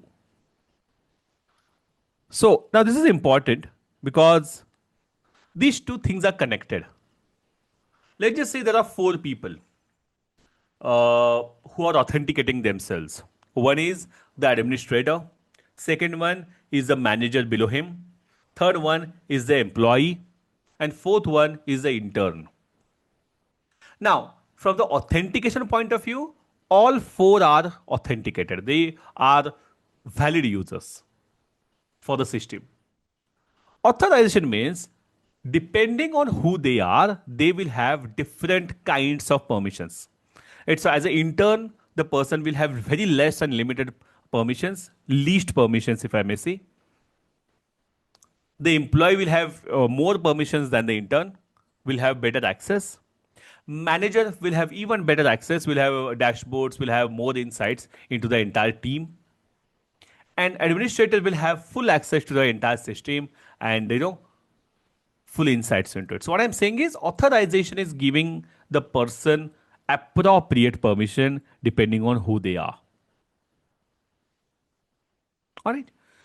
Now, how does it make sense here? So this is what we are looking for, right? We are looking for something, or we are looking for the access which can be controlled. A root user is not letting us control. Root user is, unrestricted, unlimited permissions with, privileged access. But what we want is we want an access with a controlled way. So this is where what is the next step that you should always do is you should look out for the service of IAM. This is our savior. We'll see how. So if I come back to the console of ours, in the list of services, you can, in the security, you will find that. Okay. I am here, you can see. Or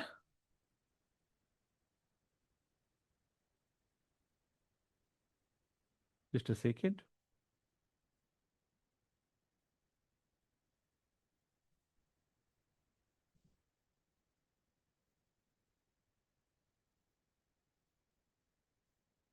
Yeah. So like I was saying that either you can select it from here or you can use the search option and there you can put the IAM service. And that way as well you can look out for this service. This is how we can use AWS Cloud. Now once inside, you can see different options are available here. Importantly, remember still we are logged in as a root user. That's important. Okay. And as a root user, just follow the diagram. Okay. So first we created the account. With the credentials, we have logged in as a root user. With the root user, we have gone into AWS Cloud. And now we are going inside the IAM service. Now, this is where the very first thing we are going to do is we are going to create our IAM user. Okay. Now, before we create, so let's just understand what is an IAM user so that you will understand why are we going for it. First is IAM user.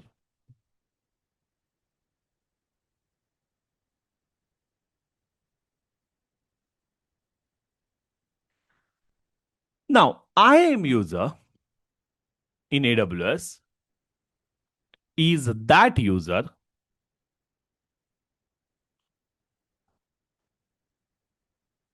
which you can create. Interestingly, this user will have its own unique credentials. We're going to create that in a minute. This user is going to get its own unique credentials. But more importantly, what we will be doing and what or why this user is important is that this user can be controlled in terms of what it can do and cannot do. Unlike root, in root you cannot control what it can do, cannot do. It has all the permissions. But when IAM user lets you control what this user can do, cannot do with something called as IAM policy. There is something called as IAM policy with which you can control who can do or with this user can do what or not. Now, what is IAM policy? It's nothing but a JSON document.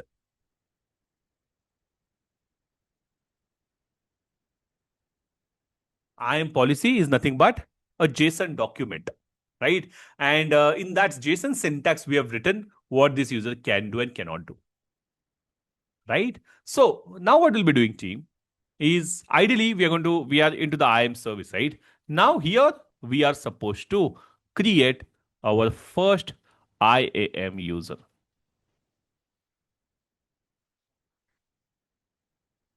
Create IAM user. Okay, the workflow goes like this. This is the first step. This is the second step. This is the third step. The fourth is getting onto IAM. And the fifth is creating your own IAM user. So let's just do that. If I come back, I'll click on IAM users.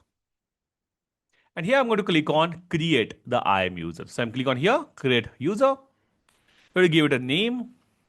I'll say Network Kings demo user. Okay, I'll just give this name randomly, Network Kings demo user. And then I want to mention that, yes, I would like this user to have management console access. So I'll provide the access. I want to create an IAM user. Yes, I do. Then you have to set up a password for this user. You can go with the auto-generated one, or you can define a custom password. Just make sure that you're following this password policy. Okay, you can modify this as well, but yeah, it's better to follow that. So I'm going to follow that policy. I'm going to put a password that fulfills all those constraints. Next, do you want the user to set up, to reset the password on the first login? That is as well good, right? If, the administrator has put the password, then it is better that the user creates its own password on the first login. But that I don't want because I'm creating it for myself. Then I'm going to click on next. Now comes the most important part, which is setting the permissions. Now that's how your IAM user is different than root, because IAM can be controlled in terms of what it can do and cannot do. The one important thing to remember here, team, is that by default, no IAM user has any permissions. It has no permissions at all. Right? So unless you explicitly provide the permissions from this place, the user will have no permissions at all. Right? So we have to do that. We have to come here and these three options are available. I'm going to attach a policy directly. And this is where, as I told you, we are going to come across IAM policy. So these are, you can see, around 2,313 IAM policies are there that are available for me. Okay, around 116 pages are there, where each of them, I guess, around 15, 20 are there in per page. But what I'm saying is, this way you can provide particular permission to your user. Now, there are two kinds of policies that are available here. One is called as AWS managed. If you see this orange box, then this is called as AWS managed. Now, what is the meaning of it? These are standard policies which you can use, but you cannot delete or modify or update. You have to use them as they are. But if you want, you can create your own policy as well, if you're willing to. Let's just say standard policies are not enough for your team members or for yourself. Then you can go ahead and create a policy of your own, and then you can use that. And you can see that is called as customer managed. Okay, see, this is the one that I have created. So this policy, the difference is that I can update it, I can modify it, I can delete it. Everything, I can do it. All right. So right now, let's just go with the standard policy for now. Let's just say the permissions that I want my user to have are S3 full access. You can see there's this permission called as S3 full access. If I just click on the plus sign, you will see how the JSON document underneath looks like. Okay, so you can see here, we've got Amazon S3 full access. This is the version, and the statement says that I am allowing. The effect is allow. Okay, so it's either allow or deny. I am allowing what? All the actions in S3. All the actions in S3 on all the S3 buckets. Okay, so there is a resource section here. There is a resource section here. And resource section tells on which service this action is allowed. So all the S3 buckets, all the S3 actions are allowed. That's why it's called as full access. I can also use a read-only access. If I want only read-only permissions, right, I'll show you. S3 read-only. Okay, now this policy does what? It allows, you can put allow or deny as you want. And then you can say that it allows for S3 get, S3 list, S3 describe, S3. Now this is for S3 object lambda. But these three things, they denote that you are going to just provide a read permissions to your S3. Okay, so it can only read through it and do nothing else. Right? So what I'm saying is this way, you can associate appropriate permissions for your user. Like let's just say I'll associate this only, S3 read only access. So ideally, now my user will only have one permission, which is reading on S3. I cannot create something, I cannot delete something, I cannot do or interact with any other service, just S3 read only. Right? So you can select one or more policies if you want. That's entirely as you want it. And even you can create a new policy if you wish if you wish to do like. But yeah, with all this, I'll go down. I'm going to click on next. We'll talk about this permission boundary later on. But right now, let's go next. So you see our user is almost ready to be created, and Network King's demo user is the name. We have defined a custom password. Password reset is not required. This is the permission the user will have. Permission policy is added, and with that, we are going to create our user. Now, team, the user is created, and now you see what we can do is with these unique credentials, which is username and password, now we can log in as that Network King's demo user. Okay, and ideally, what you should do right now, I'll tell you, is now that the IAM user is created, now you should log out. Log out from root user. Okay, so you have this option here above. You can see here, log out, and you have to sign out from the root user. Remember. Okay, and once you sign out, you have to re-log in. What do you have to do? What you have to now thereafter you have to re-log in, but this time not as a root user, but as an IAM user. Okay, so sixth step, I'm going to log out, and seventh step, I'm going to show you how we can log in as an IAM user. Let's just see that if it can be done. So for not messing up with the credentials, I'll open up a new cognitive window, and we'll look out for AWS Management Console. And now we'll sign in, but this time not as a root user, but this time as an IAM user. I guess it was already opened. AWS.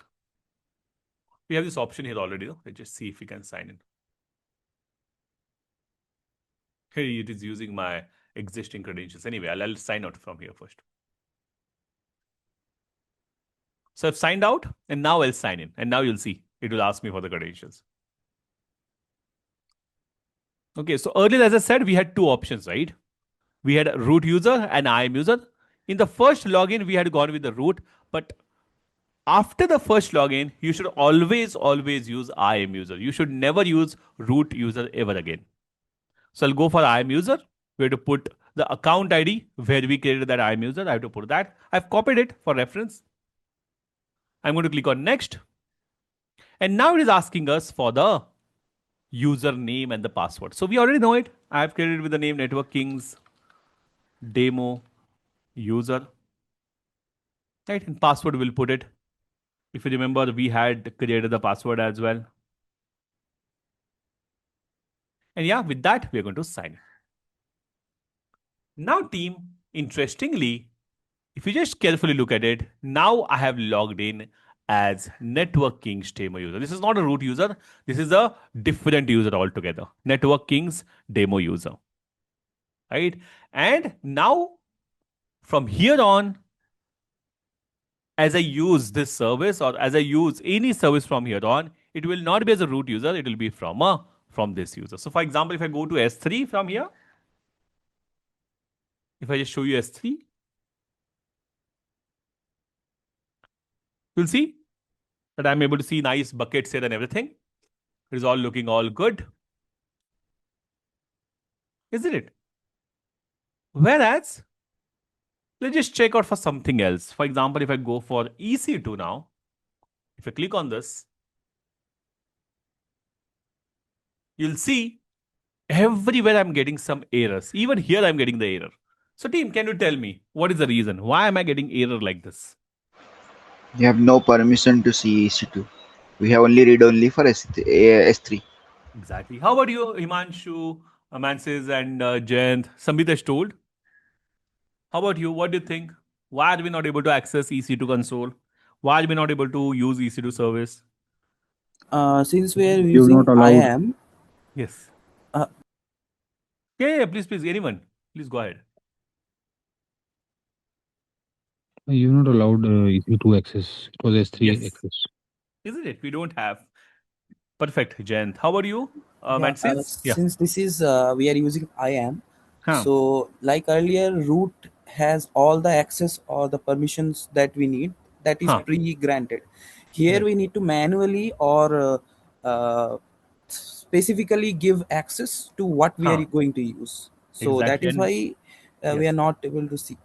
And because our user has only S3 read-only permissions, right? So that's why we could see S3 buckets and everything, but we couldn't see anything on EC2. So EC2 is showing that we are not authorized. Himanshu, how about you? Is this clear? Yes, right? Perfect. So team, there is a way out. So if you want to fix this, you just have to add more permissions to your user. So what I can do, I can go back. Why is this incognito? Just a moment.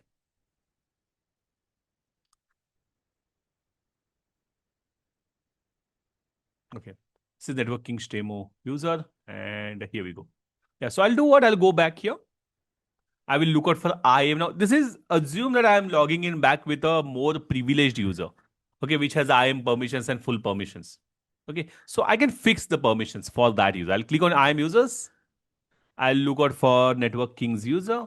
Okay, see this user. And then we can add permissions if we want this user to do more things. Like right now, it has only read-only access to S3. I'll add more permissions. I'll add the permissions. I'll attach the policy. And this time I'm going to attach EC2 read-only because, we'd like to see that too, right? So EC2 read-only access is there. I click on this. I click on next. I will click on add permissions. And you see the permissions are now added. And now hopefully our user would be able to. So right now you see, I'm just going to click on retry. And this should be all, you see right now it is not showing anything, right?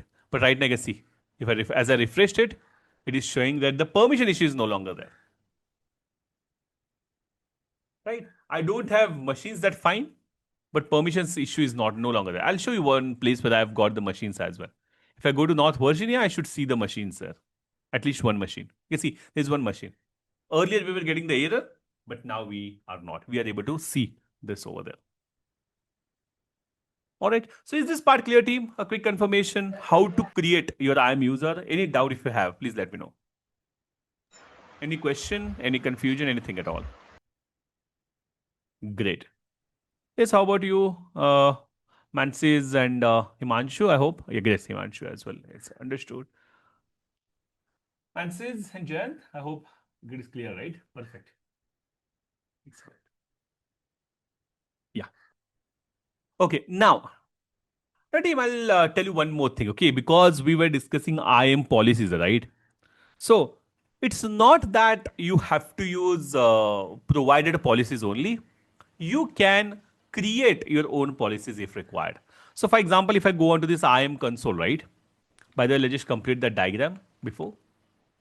So you see, now we have logged in as an IAM user, and from here we can start using our AWS. Eighth step. This is what is a workflow. If you are a new user, okay, and you are willing to use AWS, how to use, I'll mention here, how to use AWS as a new user. Okay, this is the workflow for that. If you're entirely new, we create account, we log in first as a root user, we create IAM user there, and then we come back and use it, your AWS account. Now, team, one small question before I tell you the further thing is what is your guess on how many IAM users can I create in one account? What is your guess? Don't check it anywhere. Just try to guess. How many IAM users can be created in a single account? I've shown you by creating one, so the number is not zero for sure, and it is also not infinite. So, what do you think? What is your guess? Just let me know in the chat box. Okay, let's just see who gets closer to the number. But don't check it anywhere, okay? I don't want right answers, I just want you to guess. How many users do you think can be created in one uh, account? Yes, team. In the chat, just give me a guess. Not the right answer I'm looking for. I'm just using. Great. Himanshu is saying 20. How about others? What is your guess? Don't check anywhere, okay? Otherwise, it will spoil the fun of it. Just a guess. Okay, somebody is saying 100. Yes, Jayant, Mansis, please check it. Not check it, rather, please tell me. Don't check. Yes, Jayant is also saying 100. Mansis, how about you? What do you think?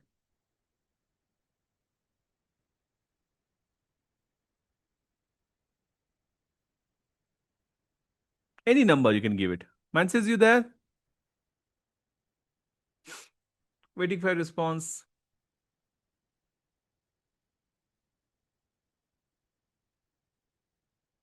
More than 100.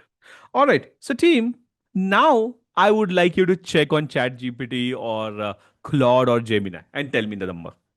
Instead of me telling you, you can check me and now tell me the number, and you yourself will see how close you were. Use ChatGPT or Claude or anywhere, DeepSeek or Gemini, anything. Ask it how many maximum number of IAM users can I create in one AWS account. Everyone, please check it. I want all of you to see the number. As you do it yourself, you will not forget it. If I tell you, you will forget it.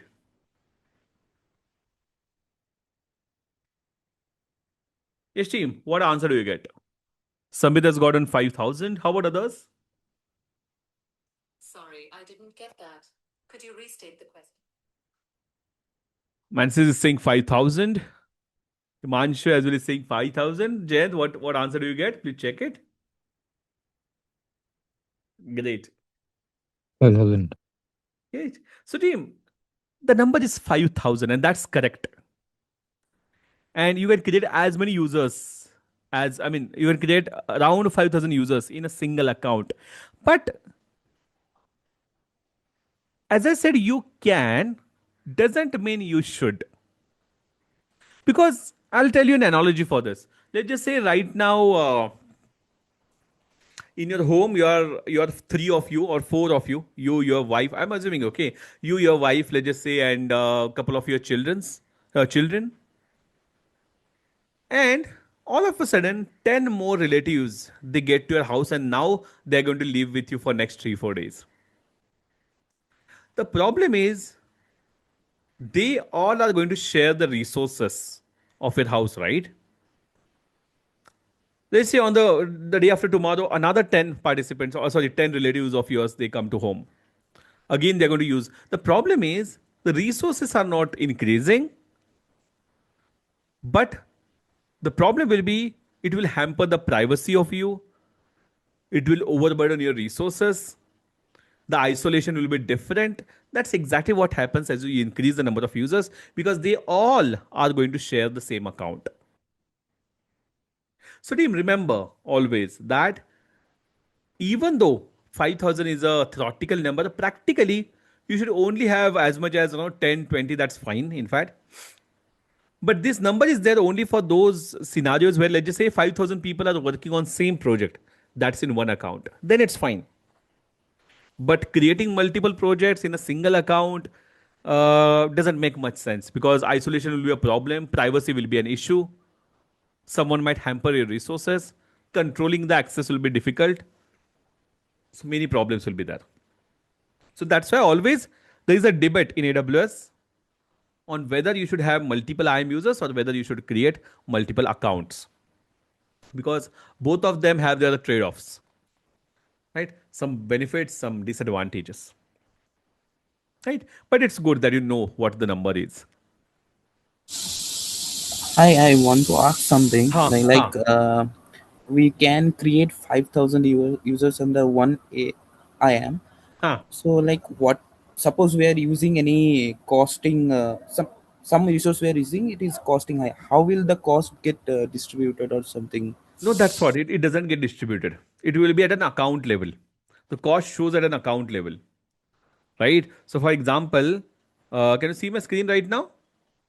Yeah, visual. Yes, right? You see, it will show up here in the billing and cost management. It does not have any IAM user based, kind of bifurcation as such. You can see it is an account level cost that you'll be able to see. Now, there is a way we can do it. For example, if they are using services like cloud formation, right, for infrastructures and all, then on that cloud formation basic, we can put the tags for it. And on the tag, on that basis we can distribute the cost, right, and we can see who has incurred how much cost.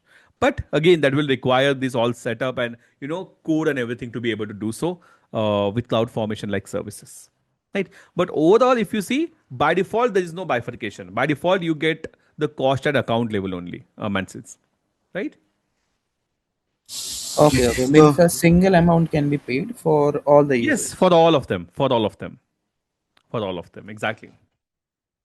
But the problem, as I tell at a particular account, there's a quota that we go with, right? For example, we'll see a concept like VPC. So you can have only 5 VPCs, right? So that limits, how much things can you do in a particular account. Yes, you can ask AWS, you can raise the support ticket and you can increase it, but that will be much of, that hassle won't be required if you go for multiple accounts after the point, right? So that makes more sense. Yes, Ambit, go ahead. actually, I have a doubt by Huh, comparing with our on-premises cloud. So, bit huh, confusion. huh, So, we have a multiple component. You can understand one application is doing the capturing, one application is a big data gateway, and another is something else. huh, So, we have multiple clusters in that huh, way, and all applications are running in one cluster. So, if huh. we compare the same with the AWS, how it will be? I mean, if I want to deploy the application, all the application in AWS, whether Huh. it will can be done in a single user account or it required multiple user It account. can be done. It can be done in both the ways, Samir. In Okay. fact, in AWS, the very next concept tomorrow we'll be looking at is called as VPC. VPC Okay. lets you isolate your projects or your sub processes from each other. Like you told, right? There are Yes. clusters in it, right? One cluster Yes. is doing one pre-process, other one is doing next. So with the VPCs, such 5 VPCs you get per region per account. And that way you can isolate your resources as well, and then they can individually work together, right? So that can be Okay. done at one account level as well, or that can be done across multiple accounts as well if you want. But in that case, you have to make sure that that cross account access is supported and you have set up that everything to be able to do so. So complexity will get in a bit more if you go for cross account. But if the Okay. task is or the resources are limited, then a single account will as well suffice, Okay. Thank you. right? But we'll see that. A very good question. In Yes. fact, tomorrow, Yes. no, when we'll see what is the idea of VPC, this is exactly what we'll be looking at: is how we can isolate our resources being in the same account as well, isn't it? Okay. Great. And just sorry, Huh. one more question. Adi, please That ask. right now we are using AWS in the web. So is it possible that the AWS can run on our own company domain? For Yes. example, I can create. Yes. Okay. Okay. That Yes, it is can run on your own domain. In okay. fact, in AWS, we have a service called as Outpost. In Outpost, Okay. literally, AWS can bring a rack of their servers and everything and put it in your company as well. And from there, you Okay. can use AWS if you want. Okay. Is Okay. it? Sure. So that feature is also there where AWS literally extends its hardware back to the company which is looking for, and you can use it from there. Or you can keep the things in a hybrid manner as well. Like the certain things for the compliance, if you want, you can keep it on your own premises, and other things would be on cloud so that you can leverage the best of the both. Okay. Isn't it? So both the ways we can use it. Outpost is something as well. We'll be looking in this course, but I'll show you as well how does it look Oh, like. We okay. bring AWS back to our company as well, Samit. Okay. Sure. Thank you. Yes. All right, team. So I was willing to show you IAM, but I guess we are about to get done with the session. The time is almost done. So, team, let's just discuss this tomorrow because yes, the policies and other thing, right? We've just seen what IAM policy is and everything, but how we can work with our own policies, what is permission boundary, what are IAM groups, what are IAM roles, those things we require some more time, and I need you a bit more fresh for that. Okay, so I don't want to start that at the end of the session either. So, team, I hope that session that we've had today was insightful. I hope you have learned something new. And in the same way, for the upcoming sessions, okay, we'll be going for. Just one question I've got is it good to have 2.5 hours of session or 3 hours? Do let me know. We'll go accordingly. What is your suggestion? Is it good 2.5 hours, or if you say 3 hours, we'll go for 3 hours as well. But it's up to you. Do let me know. I would say 2.5 hours is enough, It and is after enough. that Yeah. maybe 10 minutes or so for Hmm. question and answering. Like, Hmm. No, what we'll do then is question answer. I'll tell you one thing, Mansis, and team for everyone is instead of question and answers at the end. No, if you have any question at any point, unmute yourself. Don't even wait for me to ask you if you have any questions, because what happens is if you take the questions and answer at the end, right, you might miss out on something or you might forget as well what question you had, or even at times what happens is that context that we had set up there, you might miss out on that. So better ask the questions throughout the session. Yes, we can as well have it at the end if some questions are beyond what we have discussed. But generally, what I feel is if you have any questions, ask them there and there itself. Just raise your hand so that as soon as I'm done with one or two sentences with that point, we will take up that question and you answer it, right? So don't carry the questions with you till the end. But still, if you have any other questions beyond what we are learning right now, and if I'm aware of it, for sure, we'll be having it in the last 10 minutes. But yeah, 2.5 hours, if it is fine, then let's go for 2.5 hours only. 1:30 will be getting done with. And yeah, I think thereafter we will be ending our session by 1:30. So 11 is what we start at, right? And 1:30. It's fine, right, with everyone? I think Mansis is going Yes. with that, Sambit as well, and Himanshu as well, and Jayant as well. Great. Jayant, how about you? It's good, right? Just wanted to confirm. Yeah, great. Perfect. All right. So, team, any question for me? If you have, do let me know. Otherwise, we'll end the session. If you have any doubt, question till now, any confusion if you have, please do let me know. It's I all good, think right? yes, it is good. I think I will try to create the account. If you have any doubt, then maybe tomorrow we'll ask. Sure. And as well, you can reach out to Utkarsh as well if you require any Yes. assistance for anything about the labs Okay. or implementations of anything as well. He has told me that you can reach out to him and he will help you with that as well, Okay. right? Sure. Right, great. And tomorrow, anyhow, if you face any challenge about the account, if you're doing it for yourself, do let me know. The very first thing we'll do that, check it, and then we'll move for the summit. Okay. Okay. Thank you. Great. Okay. So, team, let's end the session for today and tomorrow again at the same time. But yeah, now we'll be getting started with some more topics. As I said, IAM is a very important service. In fact, we call it the backbone of AWS. And you can see the reason why, because unless you set up IAM, you cannot do anything in AWS unless you have the permissions, right? So that's why it is called as backbone of AWS for the very right reasons, right?